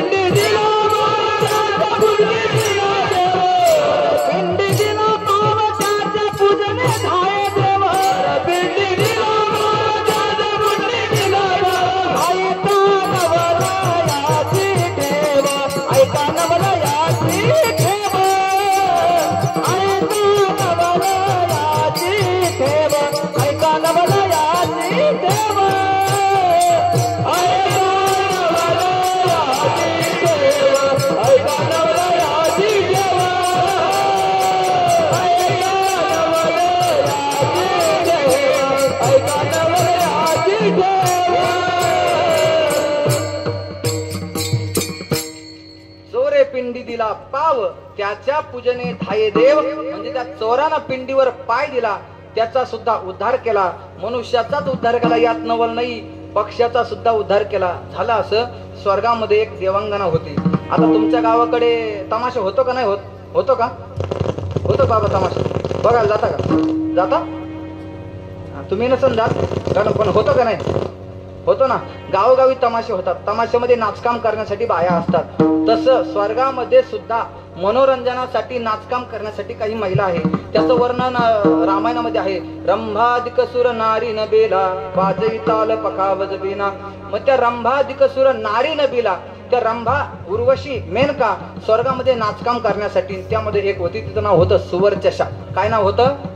सुवर्चशा. ती नाचकाम करण्यासाठी स्वर्गामध्ये होती. एक दिवस झाला असं, इंद्र दरबारामध्ये नाचता नाचता त्या सुवर्चशा नामाच्या त्या अप्सरेचा, त्या महिलेचा ताल चुकला. बरोबर की नाही? वाजवताना ताल चुकला. ताल गाया तो बाल गाया. तिचा ताल चुकला. नाचता नाचता नाचता नाचता ताल चुकल्यानंतर सगळ्या ऋषीमुनींनी तिला बाजूला घेतलं.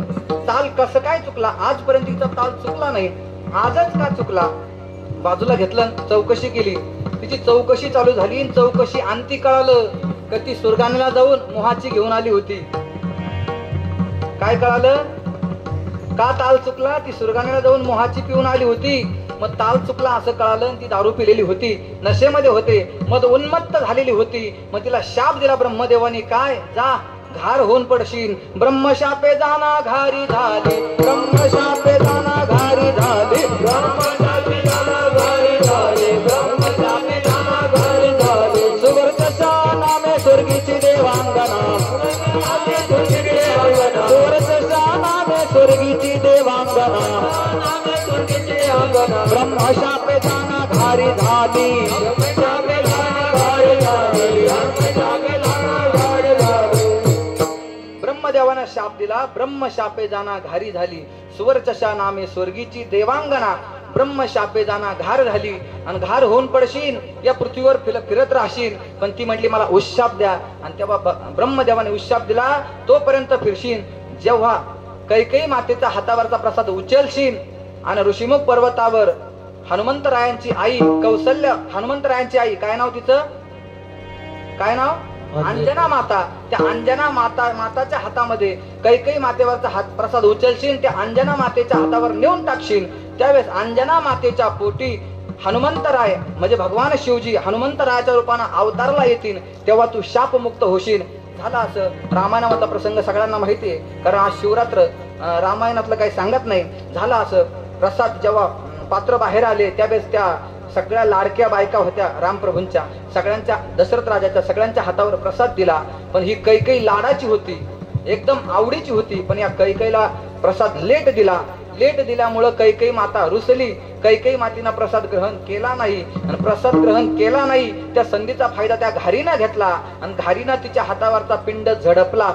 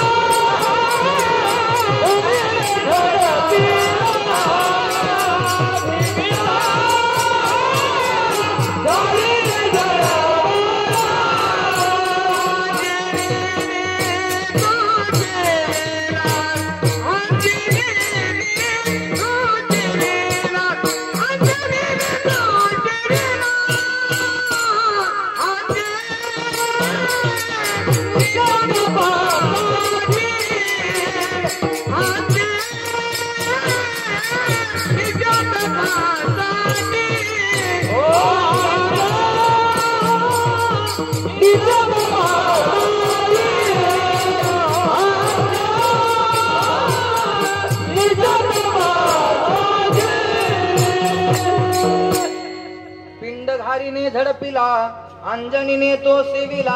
अंजनीच्या तपासाठी महारुद्र आले पोटी. भगवान शिवजी 11वा अवतार घेऊन त्या अंजना मातेच्या पोटी जन्माला आले, आणि जन्माला आल्यानंतर ज्या सुवर्चशा नामाच्या त्या स्त्रीला शाप मिळाला होता, घार होशील, ती सुवर्चशा नामाची देवांगना मुक्त झाली. अभंगाचं 4थं चरण. कैलासा पंखाचा फडका रे, पंखाचा फडका रे, पंखाचा फडका रे, पंखाचा फडका रे,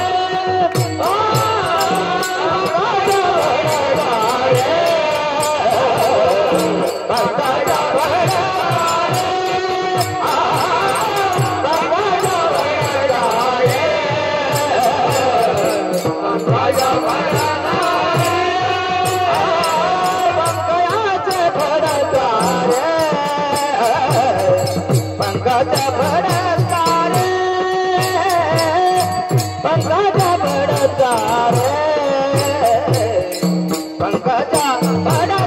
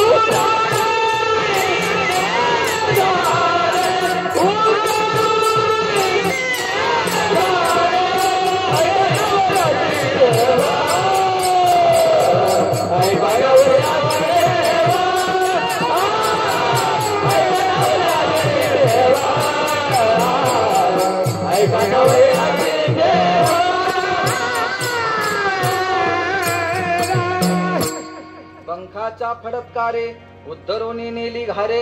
त्या पंखाच्या फडकारे उद्धरोनी नेली घारे. त्या घारीचा सुद्धा उद्धार भगवान शंकरानं तिचा भक्तिभाव न पाहता भगवान शंकरानं 11वा अवतार घेऊन का होईना पण त्या घारीचा सुद्धा उद्धार केला. अजून कुणाचा उद्धार केला हो? अजून कुणाचा उद्धार केला ऐका. सोमदत्ती नावाचं नगर होतं, कांचीपूर नावाचं नगर. त्या कांचीपूर नावाच्या नगरामध्ये सोमदत्ती नावाचा राजा. त्या सोमदत्ती नावाच्या राजाला 500 बायका. किती बायका? इकडे लक्ष द्या बायकांनो, किती बायका? 500 बायका. त्या कांचीपूर नावाच्या नगरामध्ये सोमदत्ती नावाचा राजा आणि त्या राजाला 500 बायका. 500 बायका त्या राजाला, पण त्या 500 बायकांपैकी 498 या जार कर्म करणाऱ्या होत्या आणि 2 ज्या बायका होत्या त्या पतिव्रता होत्या. त्या 2 पतिव्रता होत्या, 498 जार कर्म करणाऱ्या होत्या, वाईट मार्गाने वागणाऱ्या होत्या. मग झालं असं, हा कांचीपूर नावाचा राजा सोमदत्ती एक दिवस वारला. वारल्यानंतर त्याच्या बरोबर त्याच्या 2 पत्नी सुद्धा वारल्या. आणि तो कांचीपूर नावाचा राजा, सोमदत्ती नावाचा राजा, तो सोमदत्ती नावाचा राजा वारल्यानंतर हरणाच्या जन्माला गेला. आता तो जड भरत वेगळा, हा कांचीपूर नगरामधला सोमदत्ती वेगळा. मरुनिया जन्म हरणाचा पावला, मरुनिया जन्म हरणाचा पावला, पतिव्रता झाल्या कुरंगिनी, पतिव्रता झाल्या मरुनिया जन्म हरणाचा पावला, पतिव्रता झाल्या कुरंगिनी. त्या 2 ज्या हरण्या होत्या ना पतिव्रता, त्या हरणी झाल्या आणि हा सोमदत्ती नावाचा राजा हरण झाला. ते आता इथपर्यंत इतिहास लक्षात ठेवा. आता इकडे इंद्र दरबारामध्ये म्हणजे भूतसेन नावाचा राजा, तो भूतसेन नावाचा राजा आणि तो भूतसेन नावाचा राजा इंद्र दरबारामध्ये काही काम करता करता काहीतरी चूक झाली. कारण माणूस हा चुकीचा पुतळा आहे आणि त्याकडून चुका होऊ शकता. त्या भूतसेनाकडून चूक झाली आणि चूक झाल्यानंतर तो भूतसेनाला शाप भेटला, जा तू भिल्ल जमातीमध्ये जन्माला येशील, भिल्ल जमातीमध्ये जन्माला येशील असा शाप दिला. आणि तो भूतसेन नावाचा जो नौकर होता, जो इंद्र दरबारामध्ये काम करणारा होता, तो भिल्ल झाला. मरोनिया जन्म हरणाचा पावला, पतिव्रता झाल्या कुरंगिनी, पतिव्रता झाल्या कुरंगिनी.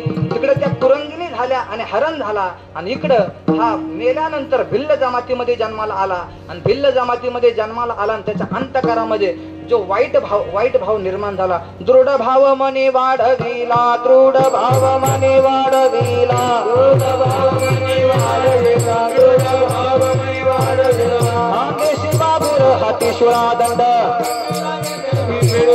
मागे शिवापूर हाती शुळा दंड, दृढ भाव मनी वाढविला, दृढ भाव मनी वाढविला, दृढ भाव मनी वाढविला. खांद्याशी वागुर हाती शुळा दंड, दृढ भावमनी वाढविला. अंतःकरणामध्ये मारित असे नाना जीवजंतू, अनेक पशुपक्ष्यांची हत्या तो भूतसेन नावाचा जो भिल्ल झाला, पारधी झाला, तो अनेक प्रकारे त्या प्राण्यांची हत्या करायचा, मारायचा. एक दिवस झाला असं, तो भिल्ल, तो पारधी काही शिकारीसाठी जंगलामध्ये गेला आणि जंगलामध्ये गेल्यानंतर त्याने एका पाण्याचं तळ बघितलं. त्या तळ्याच्या कडाला त्या पारध्यानं काय केलं, जाळं लावलं. हरण पकडायचं जाळं माहिती ना, माहिती का नाही माहिती? माहिती का, आहे का कोणाकडं? जाऊ आपण उद्यापासून हरण धरायला. आहे कोणाकडं? ते हरण पकडायचं जाळं ते नदीच्या कडाला लावलं. लावल्यानंतर हे तानेलं लावलं आणि आता कोणीतरी हरिण येईल, तानेनं व्याकुळ होऊन हरिण येईल आणि या नदीमध्ये पाणी पिण्यासाठी जाईल आणि आपल्या भाषामध्ये अडकन आणि अडकल्यानंतर आपल्याला शिकार सापडल, असा तो पारधी विचार करू लागला. मग आता लांब कुठेतरी जाऊन बसावं लागतं. जाळं लावल्यानंतर जाळ्यापायी बसायचं नाही, कारण जाळ्यापाशी आपण बसतो तर आपल्याला बघून काही पशुपक्षी त्यामध्ये अडकणारे ते आपल्याजवळ येणार नाही. मग त्यानं काय केलं, एक असं जुनं झाड बघितलं, त्या झाडावर वर चढला आणि झाडावर चढून लक्ष ठेवू लागला. पण झालं असं, त्या झाडाला दाट पाला आलेला होता. दाट पाल्यामुळं त्या झाडावरून काहीच दिसत नव्हतं, पुढं काय आहे काहीच दिसत नव्हतं. मग तो काय करायचा, झाडाचे पानं तोडायचा, खाली टाकायचा, झाडाचे पानं तोडायचा, खाली टाकायचा आणि त्या पानातून सापट केली मधी बघण्यासाठी हरण कुणी अडकतं का म्हणून. झालं असं, ज्या झाडावर चढलेला होता ते झाड होतं बेलाचं. ते बेलाचे पानं तोडून खाली टाकत होता. खाली होती जुनी शिवलिंग, तिच्यावर मातीचा भरवा चढलेला होता. आणि जेवढे बिल्व पत्र टाकले ते लाखाच्या वर बिल्वदळ त्या शिवलिंगावर वाहिले होते. लक्षवरी बिल्वदळ माता वाहे. परिणाम काय झाला, माता पडता पाला, पडता पडता पाला, माता पडता पाला, माता पडता पाला. सांबतेने संतोषला, सांबतेने संतोषला, सांबतेने संतोषला, सांबतेने संतोषला, सांबतेने संतोषला, सांबतेने संतोषला, सांबतेने संतोषला, सांबतेने संतोषला. माता पडता पाला,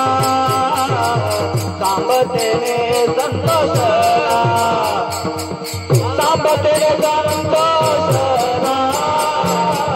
सांबते संतोषला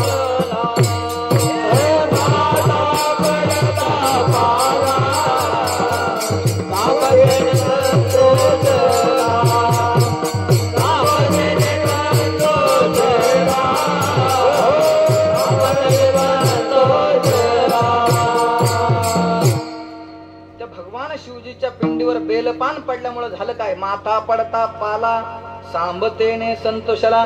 भगवान शिवजी प्रसन्न झाले आणि प्रसन्न झाले, पण तेवढ्या वेळामध्ये झालं असं, ती जे हरिण होता, कोण, सोमदत्ती नावाचा राजा आणि त्याच्या दोन ज्या पतिव्रता बायका त्या हरणी झालेल्या, ते हरिण पाणी पिण्यासाठी आलं आणि तो सोमदत्ती नावाचा राजा जो हरिण झाला होता तो त्या जाळ्यामध्ये अडकला. जाळ्यामध्ये अडकल्यानंतर तो आपला जीव सोडवण्याचा प्रयत्न करू लागला, पण त्या जाळ्यामध्ये तो अडकल्यानंतर आपला जीव सोडवणं अवघड झालं. मग झालं असं, त्याच्या मागोमाग त्याच्या दोन पत्न्या आल्या, त्या हरणी होत्या ना, त्या दोन त्याच्या मागोमाग आल्या आणि मागोमाग आल्यानंतर म्हटले, अहो तुम्हाला सांगितलं तर बघून चालायचं, काही पुढे बघायचं नाही, काही नाही, तोंड घेऊन चालले, आता अडकले ना, आता जाईन ना तो पारधी तुम्हाला घेऊन. तो म्हटला, माझी गती मला, तुमची गती तुम्हाला, तुम्ही माझ्यामध्ये हस्तक्षेप करू नका, तुम्ही इथून निघून जा, माझ्यामध्ये तुम्ही पडू नका, तुम्ही इथून निघून जा. पण आता बायको त्या पतिव्रता होती, म्हटले आम्ही नवऱ्याला सोडून जाणार नाही, आम्ही पतिव्रता मरणार, पहिले आम्ही मरणार मग तुम्ही मरणार. पण झालं असं, तेवढ्यात भगवान शिवजी तिकडे त्याला पारध्याला प्रसन्न झालेले होते. भगवान शिवजीने आपलं शिवदूत त्या भिल्लाकडे पाठवलं, त्या पारध्याकडे पाठवलं आणि सांगितलं, त्या भिल्लाचं नाव चंड भिल्ल. मी इथं या गावामध्ये आल्यानंतर काहींच्या मुखातून ऐकलं की या शिवमंदिरामध्ये सुद्धा काही दिवस तो चंड भिल्ल नावाचा जो भगवान शिवाचा भक्त होता तो राहिलेला आहे. आता खरं की खोटं हा चिकित्सेचा भाग आहे, पण तो चंड भिल्ल या ठिकाणी सुद्धा राहिलेला आहे. त्या चंड भिल्ल राहिल्यानंतर तो चंड भिल्ल पहिला वाईट प्रवृत्तीचा होता. तो काय करायचा, लुटमार करून दागिने धन धान्य जमा करून आणायचा. पण जेव्हा चंड भिल्लला भगवान शिवाचा साक्षात्कार झाला तेव्हा धन ते मृत्युके समान वाटायला लागलं. तो चंड भिल्ल जे काही दाग दागिने सोनं नाणं असेल तो इथं सोडून निघून गेला. म्हणून काही लोक मला बोलले की या ठिकाणी नांगरताना सोनं सापडतं. आता मलाही नांगरायला घ्यावं लागेल, म्हणजे सापडलं तर सापडलं एखादा किलो, बरोबर का नाही. आता सापडते की नाही हा पण चिकित्सेचा भाग आहे. पण चंड भिल्ला इथं राहिलेला असा इतिहास आहे. तर चंड भिल्लाला भगवान शिवजी प्रसन्न झाले, म्हटले तू माझ्यावर 1 लाखाच्या वर बिल्वदळ वाहिले, सांग तुझी काय इच्छा आहे. तो म्हटलं मी कधी वाहिले, म्हटले खाली बिल्वदळ वाहिले, खाली माझी जुनी शिवलिंग आहे, त्या शिवलिंगावर तू 1 लाखाच्या वर बिल्वदळ वाहिले, मी प्रसन्न झालो, माग काय मागायचं.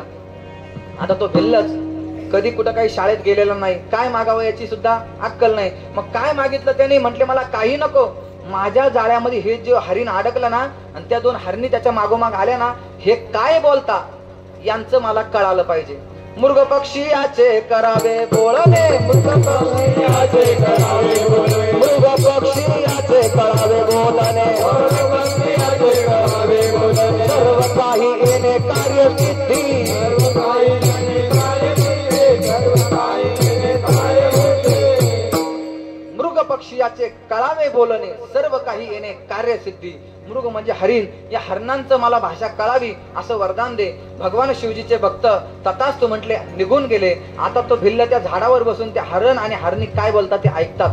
आता तो ऐकतोय, अरे हरणी म्हणतात तुझ्या नवऱ्याच्या आधी आम्ही मरणार, आणि नवरा म्हणतो मी अडकलो ना अगोदर मी मरणार. त्यामध्ये एक हरिण गरोदर होती, जी लहान हरिण होती ती गरोदर होती. ती म्हटली गरोदरपणामध्ये सती जाता येत नाही, एक काम करा आपण तिघही सती जाणार नाही. मोठी म्हणायची नाही नवऱ्याबरोबर मी सती जाणार, कारण मला पतिव्रता सती जायचंय. असं भांडण त्यांचं जुमलं आणि तो झाडावर बसलेला पारधी सगळं ऐकतोय. पारधी खाली उतरल्यानंतर पारधी आता त्या हरणाला घेऊन जाणार, तेवढ्यात ती हरणी पुढे आली, म्हटले पारधी दादा माझ्या नवऱ्याला मारण्याच्या अगोदर मला मार. दुसरी पुढे आली, ती गरोदर होती, ती म्हटली ही मोठी आहे मी लहानी आहे, मान अगोदर लहानीला असतो, पहिलं मला मार. हरणी त्या पारध्याला म्हणते पहिलं मला मार, मोठी म्हणती नाही पहिलं मला मार. तो दोघींचा नवरा तो अडकलेला तो म्हणतो मी जाळ्यामध्ये सापडलो, पहिलं मला मार. असं करता करता तो पारधी म्हटला एक काम करतो तिघांनाही मारतो. ठीक आहे ठरलं. पण ती जी मोठी होती ना ती म्हटली पारधी दादा मला 2 लेकरं आहे, ते घरी आहे, ते 2 घरी आहे, ते बसले असतील, त्यांना दूध पाजून येते, दूध पाजून आले की मग आम्हाला तिघालाही मार. पारधी म्हणतो ठीक आहे चालेल जा. ती मोठी जी होती मोठी हरणी ती घरी गेली. घरी गेल्यानंतर ते आपल्या पिल्लांना दूध पाजू लागली. पिल्लांना विचार पडला, आई दररोज संध्याकाळी यायची दूध पाजायची आणि आज अशी दुपारा आली आणि दूध पाजते असं का? आईच्या डोळ्यातून पाणी त्या हरणाच्या पिल्लांनी बघितलं आणि सांगितलं, आई तुझ्या डोळ्यातून पाणी काच येतंय ग? तेव्हा ते हरणी सांगू लागले, बाळा आम्ही आता तुला आम्ही जोडी राहणार नाही, तुम्ही तुमचा सांभाळ तुम्ही करा. आई आम्हाला कोण सांभाळेल? तेव्हा ती हरणी सांगते, बाळांनो चिंता करू नका, दुनिया जिसे ठोकराती है शिवजी उसे अपनात है. भगवान शिवजी तुमचं रक्षण करेल, तुम्ही मनामध्ये काही वाईट चिंतन करू नका, तुमचं भगवान शिवजी रक्षण करेल. झालं असं ती पिल्लांनी दुधाचे घोट तोंडामध्ये घेतलेले खाली टाकले. आई आम्हाला दूध प्यायचं नाही, आम्हाला सुद्धा तुमच्या बरोबर यायचं. आता ती आई पुढून ते 2 पिल्लं माग. असं करता करता त्या पारध्यापर्यंत ती मोठी हरणी 2 पिल्लं आले. पारधी दादा म्हटला, अरे पक्षाची जात आणि एवढी इमानदार 2 मिनिटांमध्ये येते म्हटल्यानंतर ती 2 मिनिटांमध्ये आली तर आपल्या पिल्लांनाही घेऊन आली. तेव्हा ते पिल्ल पुढे आले आणि सांगितले, पारधी दादा आमच्या आईला आणि बापाला मारू नको, कारण आमच्या डोळ्यात एकटा आमच्या आईला आणि बापाला मारलेला आम्हाला देखावणार नाही. एक काम कर, पहिले आम्हाला मार आणि आम्हाला मार, कारण आमचं कोवळं मांस तुला खायला चांगलं लागेल. कोण म्हणतंय? ते हरणाचे पिल्ल. तेव्हा त्या पत्नी पुढे आली म्हणते, नाही नाही पहिलं मला मार. तो नवरा म्हणतो, मी जाळ्यामध्ये सापडलो मला मार. असं म्हणता क्षणी त्या पारधी दगडाच्या काळजाचा तो भिल्ल, त्या भिल्लाच्या अंतकरणाला पाझर फुटला. तो म्हटला, मी कुणालाच मारणार नाही. भगवान शंकराची शपथ घेऊन सांगतो, मी कुणालाच मारणार नाही. हरण म्हणतो, आम्ही जाळ्यामध्ये सापडलो, तुला शंकराची शपथ आहे मारावं लागेल. तो म्हणतो, मी मारणार नाही. असं करता करता पारधी दादा निघून चालला.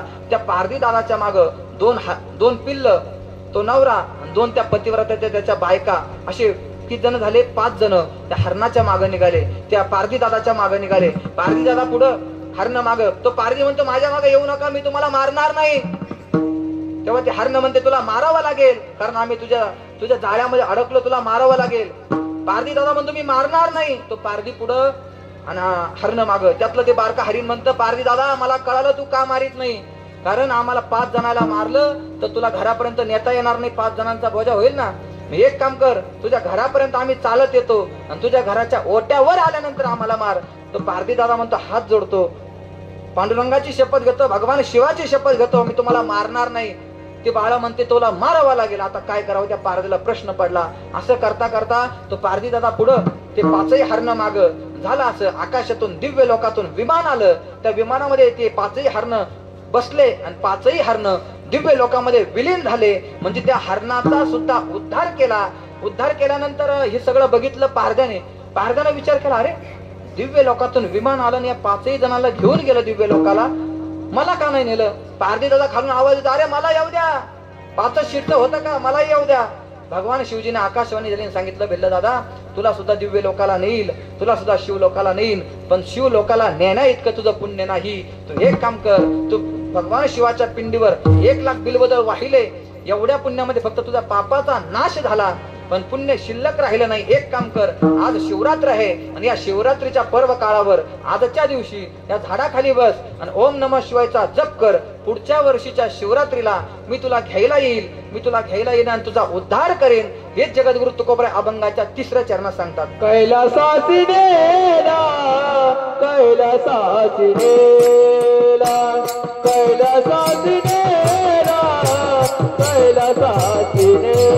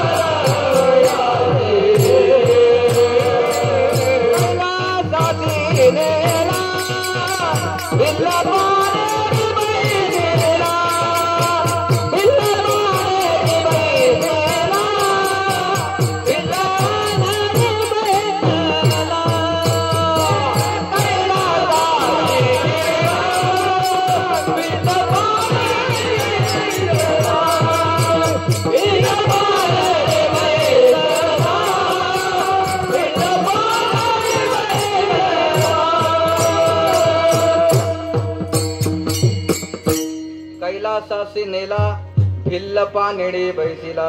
म्हणजे त्या भिल्लाचा सुद्धा उद्धार केला, त्याला तपाला बसवलं आणि त्याला सुद्धा पुढच्या वर्षीच्या शिवरात्रीला दिव्य लोकातून विमान पाठवलं आणि त्याचा सुद्धा उद्धार केला. त्याला सुद्धा कैलासाला नेलं. कैलासासी नेला कोणाला? भिल्ल पानिडी बैसिला. त्या भिल्लाचा सुद्धा उद्धार केला, घारीचा उद्धार केला, चोराचा उद्धार केला. अशी भगवान शंकराची अद्भुत लीला आहे. कारण तो भगवान शिवजी कसा आहे? भोळा आहे. तो भोळेपणाच्या द्वारा कुणाचा उद्धार करेन सांगता येत नाही. म्हणून आपल्या अंतःकरणातली दुर्जन बुद्धी बाजूला टाका आणि सज्जन बुद्धीला चालना द्या. सज्जन बुद्धी बाहेर येऊ द्या. सज्जन बुद्धीनं होईल काय? मनुष्याचा उद्धार होईल. चांगल्याची संगत करा, संगतीनं होईल काय? पतन उद्धार संघाचा महिमा त्याजावे अधमा संत सेवी.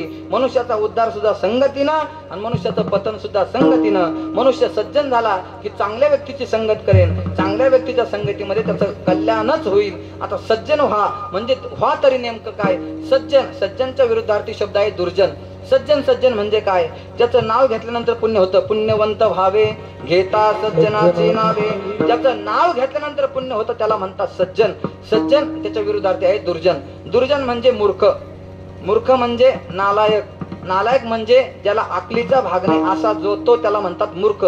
सज्जन आणि दुर्जन. एक दुर्जन इकडे कोणतं गाव आहे? इकडे आधी एखादं गाव का? गावच नाही. एखादं गाव तर सांगा. कोणतं गाव इकडं? एखादं गाव सांगा. तर गाव नाही. गुरुटेंबे. गुरुटेंबे. अजून बारे. बारे. हा समजा बारे. एखादं गाव बारे धरू आपण. बारेवरून एक दुर्जन व्यक्ती इकडे येत होता आणि गोपाळपुरावरून एक दुर्जन व्यक्ती तिकडे चालला होता. आता या गोपाळपुरामध्ये दुर्जन नाही, पण आपण उदाहरणासाठी घेऊ. एक दुर्जन व्यक्ती या गोपाळपुरातून बाऱ्याच्या रस्त्याने चालला होता आणि तो बारेकडला माणूस इकडे गोपाळपुराच्या दिशेने येत होता. दोघही होते दुर्जन म्हणजे मूर्ख. दोघही होते मूर्ख. समोरून येणाऱ्या मूर्खाच्या हातामध्ये पिशवी होती. म्हणजे बाऱ्याकडून जे येत होता त्याच्या हातामध्ये पिशवी होती आणि तो त्या समोरच्या मूर्खाला जो इकडून चालला होता त्याला विचारतो, माझ्या पिशवीमध्ये काय आहे हे जर तू ओळखलं तर यातली अंडी तुला. काय म्हटला? माझ्या पिशवीमध्ये काय आहे हे जर तू ओळखलं तर यातली अंडी तुला, आणि किती आहे हे जर ओळखले तर 8ची 8 तुला. काय म्हटला? किती आहे हे जर ओळखले तर यातले 8चे 8 तुला, आणि कशाचे हे जर ओळखले तर यातली कोंबडी पण तुला. तरी हा गोपाळपुऱ्यावरून जाणारा मूर्ख म्हणतो, मला विचार करायला 5 मिनिटं दे. धन्य माता पिता तयाची. याला म्हणतात दुर्जन. सज्जन म्हणजे काय? ज्याचं नाव घेतल्यानंतर अंतःकरणातले दोष निघून जातात त्याला म्हणतात सज्जन. मग सज्जनाची संगत करा. पतन उद्धार संघाचा महिमा त्याजावे अधमा संत सेवे. किंवा संगत संतन की करले अपना जीवन का कछु सार्थक तू करले. मनुष्याचा उद्धार आणि मनुष्याचं पतन हे संगतीनच आहे. म्हणून नामदेव एका अभंगामध्ये सांगतात, संत संगतीचे काय सांगू सुख. संत संगतीचे काय सांगू सुख. संगतीचे काय सांगू सुख. संगतीचे काय सांगू सुख.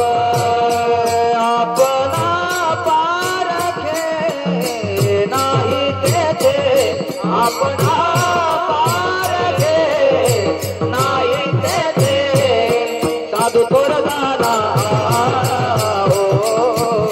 साधू थोर जाना. साधू थोर जाना. साधू थोर जाना.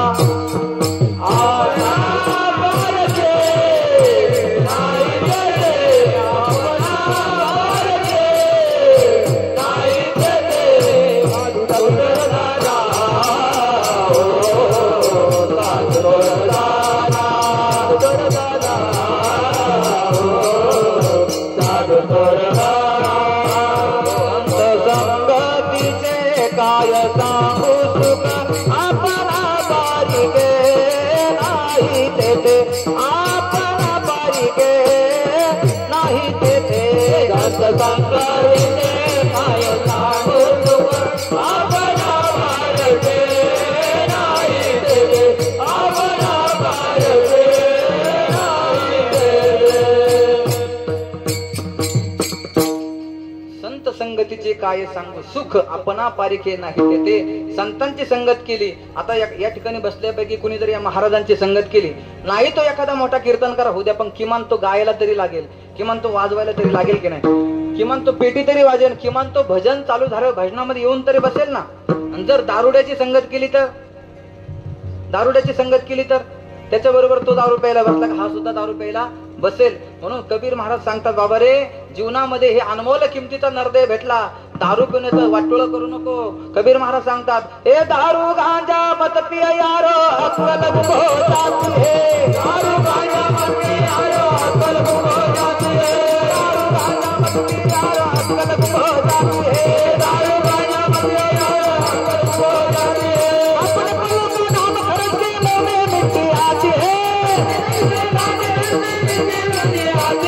अपने पलों का नाम खर्च के मुंह में मिट्टी आती है, अपने पलों का नाम खर्च के मुंह में मिट्टी आती है. गांजा दारू गांजा मत पे यारो अक्कल गुम हो जाती है, दारू गांजा मत पे यारो अक्कल गुम हो जाती है, दारू गांजा मत पे यारो अक्कल गुम हो जाती है, दारू गांजा मत पे यारो अक्कल गुम हो जाती है. दारू गांजा मत पिए यारो अक्कल गुम हो जाती है. कबीर महाराज सांगतात, बाबा रे, या दारूनं अक्कल गुंग हो जाती, म्हणजे या दारूपायी आपलं जेवढं शेत होतं त्याचंही वाटोळ झालं, चांगल्या सोन्यासारखा संसाराचंही वाटोळ या दारूनं केलं. कबीर महाराज सांगतात, बाबा रे, दारू गांजा मत पिय यारो, या दारूची संगत सुद्धा वाईट आहे, दारूची संगत करू नका, संतांची संगत करा. संतांच्या संगतीनं आपलं जीवन सुद्धा साफल्य होईल. जीवनामध्ये बघा, त्या वाल्या कोळी किती पाप केलं होतं, त्या वाल्या कोळीने आपण आठवा, त्या वाल्या कोळीनं किती रांजण ब्राह्मण मारले होते, 7 रांजण ब्राह्मण. आणि त्या पुराणामध्ये असा उल्लेख येतो, त्या रांजणाची खोली, एका रांजणामध्ये 5 हत्ती सहज फिरू शकता एवढा मोठा रांजण होता. आणि एक ब्राह्मण मारल्यानंतर एक शालिग्राम त्या रांजणामध्ये टाकायचा, असे 7 रांजण ब्राह्मण मारले होते. ब्रह्म हत्या राशी पातकी अपार, वाल्मिकी किंकर वंदे केला, असा वाल्या कोळी. आणि त्या वाल्या कोळ्यांनी संगत केली, कुणाची? नारदाची भेट झाली, नारदाची सहज भेट झाली. आणि नारदांना सांगितलं, बाबा रे, हे सगळं मिथ्य आहे, तुझे लेकरा बाळांसाठी संपत्ती कमवतोय ना, अंतकाळी हे कोणीच येणार नाही, नाही कुणाचे कुणी, तुझे नाही रे कोणी, अंती जाशील एकला प्राण्या माझे माझे म्हणून. जोपर्यंत आपल्याला बहीण कुठपर्यंत गोड बोलते, जोपर्यंत भावाचं चांगलं आहे तोपर्यंत, जोपर्यंत भावाकडे पैसा आहे तोपर्यंत, जोपर्यंत आपला भाऊ आपल्याला रक्षाबंधनला चांगली पैठणी साडी घेतो तोपर्यंत बहीण आपली भावासोबत गोड बोलते आणि गावाला सांगते, माझा भाऊ फार चांगला आहे. पण त्या भावाचे एकदा पैसे संपू द्या, त्या भावाची परिस्थिती एकदा कमी होऊ द्या, ती बहीण सुद्धा त्या भावाच्या नावानं बोट मोडते. मी सांगत नाही, माझे महाराज सांगतात, तुकोबराय सांगतात, जव चाले मोठा धंदा बहीण म्हणे दादा, तवा बहीण म्हणे दादा, तवा बहीण म्हणे दादा, ओ जव चाले मोठा धंदा, तवा बहीण म्हणे दादा, तवा बहीण म्हणे दादा. सांगतात, जव चाले मोठा धंदा तव बहीण म्हणे दादा. जोपर्यंत आपल्या खिशात पैसे तोपर्यंत सब पैसो के भाई, दिल का साथी नहीं रे कोई, अपने पल्लों में पैसा है तो सब लोग सलाम करे, अपना पैसा निकल गया तो कोई ना मीठा बोले, सब पैसे के भाई, दिल का साथी नहीं रे कोई. जोपर्यंत पैसा आहे तोपर्यंत पत्नी गोड बोलते, पत्नी गोड बोलते, बहीणही गोड बोलते. पत्नी जोपर्यंत आपल्याकडे पैसे, मला सांगा, इथं कोणी नोकर वर्ग जर असेल, नोकरी करणारा व्यक्ती असेल, पत्नी महिन्यामध्ये ज्या दिवशी पगार असतो त्या दिवशी गोड बोलते की महिनाभर 29 दिवस गोड बोलते? 29 दिवस गोड बोलत नाही, पाणी सुद्धा देत नाही. पण ज्या दिवशी पगाराचा दिवस आहे, अहो पाणी घेता का, पोहे खाता का, म्हणजे तिची भाषाच बदलते. कशामुळं? तुकोबराय सांगतात, मी जळत असे स्मशानी अग्निसेवे एकला, देहग्रहाची कामिनी तिथं राहिली भुवनी. मी जळत असे स्मशानी अग्निसेवे एकला, तिना सुद्धा माझी साथ सोडली. आई बाप सुद्धा एक वेळेस साथ सोडतात, अशी उदाहरणं आहेत. झालं असं, एक हौदामध्ये पाणी भरलं आणि त्या पाण्यामध्ये माकडीन आणि तिचं पिल्लू टाकलं, त्या पिल्लाला ठेवलं आणि त्या हौदामध्ये हळूहळू पाणी सोडायला सुरुवात केली. जसं जसं पाणी त्या माकडीनीच्या पायाला लागलं, तिनं आपलं पिल्लू छातीला लावलं. पाणी हळूहळू तिच्या छातीपर्यंत आलं, तिनं पिल्लू आपलं डोक्यावर घेतलं. हळूहळू पाणी तिच्या हनवटीपर्यंत आलं, तिनं पिल्लू असं वर उचलून धरलं. पाणी हळूहळू त्या माकडीनीच्या नाकात तोंडात जायला लागलं. त्यावेळेस त्या माकडीनं आपल्या डोक्यावरचं पिल्लू पायाखाली दाबलं, आपली मान वर केली. म्हणजे आईबाप सुद्धा आपल्याला स्वार्थापोटी सांभाळतात. आईबाप सुद्धा आपल्याकडे जोपर्यंत आपल्याकडून प्रॉफिट आहे, जोपर्यंत आपल्याकडून फायदा आहे, तोपर्यंत सांभाळतात. पण संत एकमेव असं जगातलं पात्र आहे, संत एकमेव जगातलं असं पात्र आहे की ते आपल्याला करी लाभाविन प्रीती, म्हणजे ते आपल्याला कुठल्याही प्रकारचा लाभ क्या बात आहे.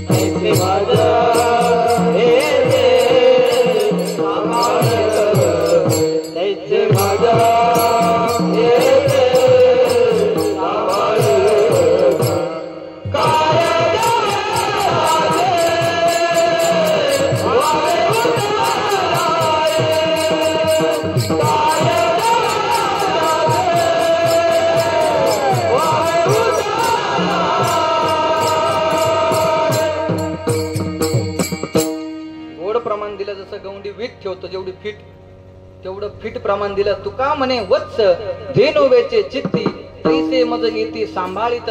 त्या प्रमाणात तद्वद संत आपल्याला सांभाळत असतात. असे असणारे संत, असे असणारे देव, त्या देवांची शरणागती करा. ज्या भगवान शिवाच्या दरबारामध्ये आपण आहोत, तो भगवान शिवजी कुठल्याही प्रकारचा मनुष्यामध्ये कुठल्याही प्रकारचा भक्तिभावाचा विचार न करता प्रसन्न होतो. असा भोळा असलेला देव तुकोबरा सांगतात, तो भोळाही आहे, कोवळाही आहे. अशा भगवान शिवाची तुम्ही आराधना करा. नक्कीच तो भगवान शिवजी आपल्या जीवनाचं कल्याण केल्याशिवाय राहणार नाही. म्हणून तुकोबरा सांगतात, तो भोळा आहे आणि कोवळा आहे. अभंगाचं शेवटचं चरण. तुका म्हणे बोळा, तुका म्हणे बोळा, तुका म्हणे बोळा, तुका म्हणे बोळा, तुका म्हणे बोळा, तुका म्हणे बोळा, तुका म्हणे बोळा, तुका म्हणे बोळा, तुका म्हणे बोळा, तुका म्हणे बोळा, तुका म्हणे बोळा, तुका म्हणे बोळा, तुका म्हणे बोळा, तुका म्हणे बोळा.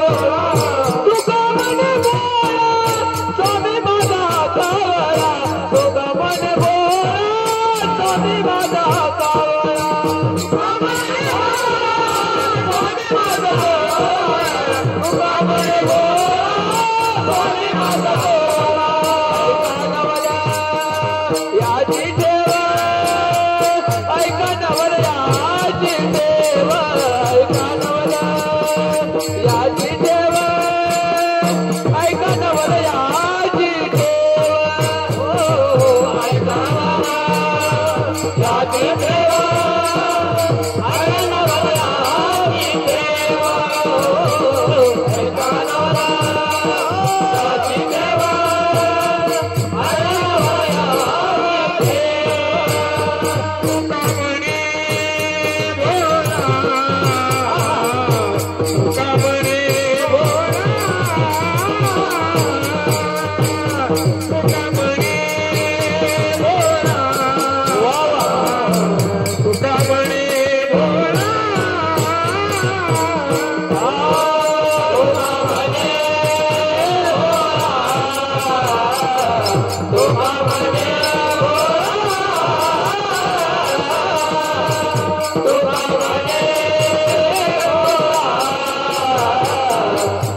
म्हणे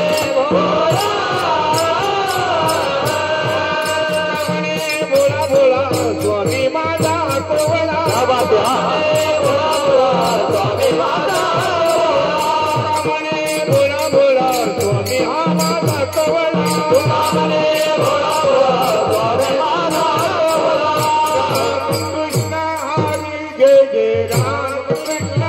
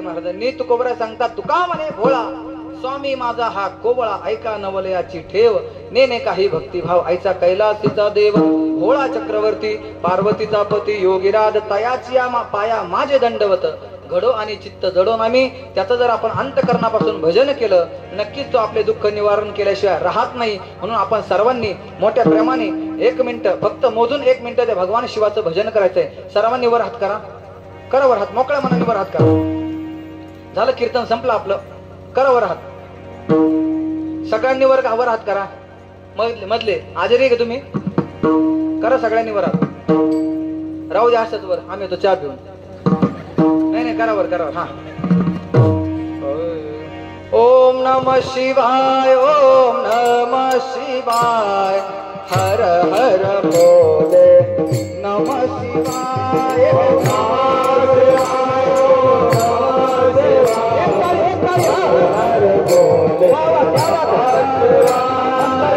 सर्वांनी एक तारी वाजवायची कोणी कंजूसी करायची नाही शिवराजात पुढच्या वर्षी हर हर भोले नमः शिवाय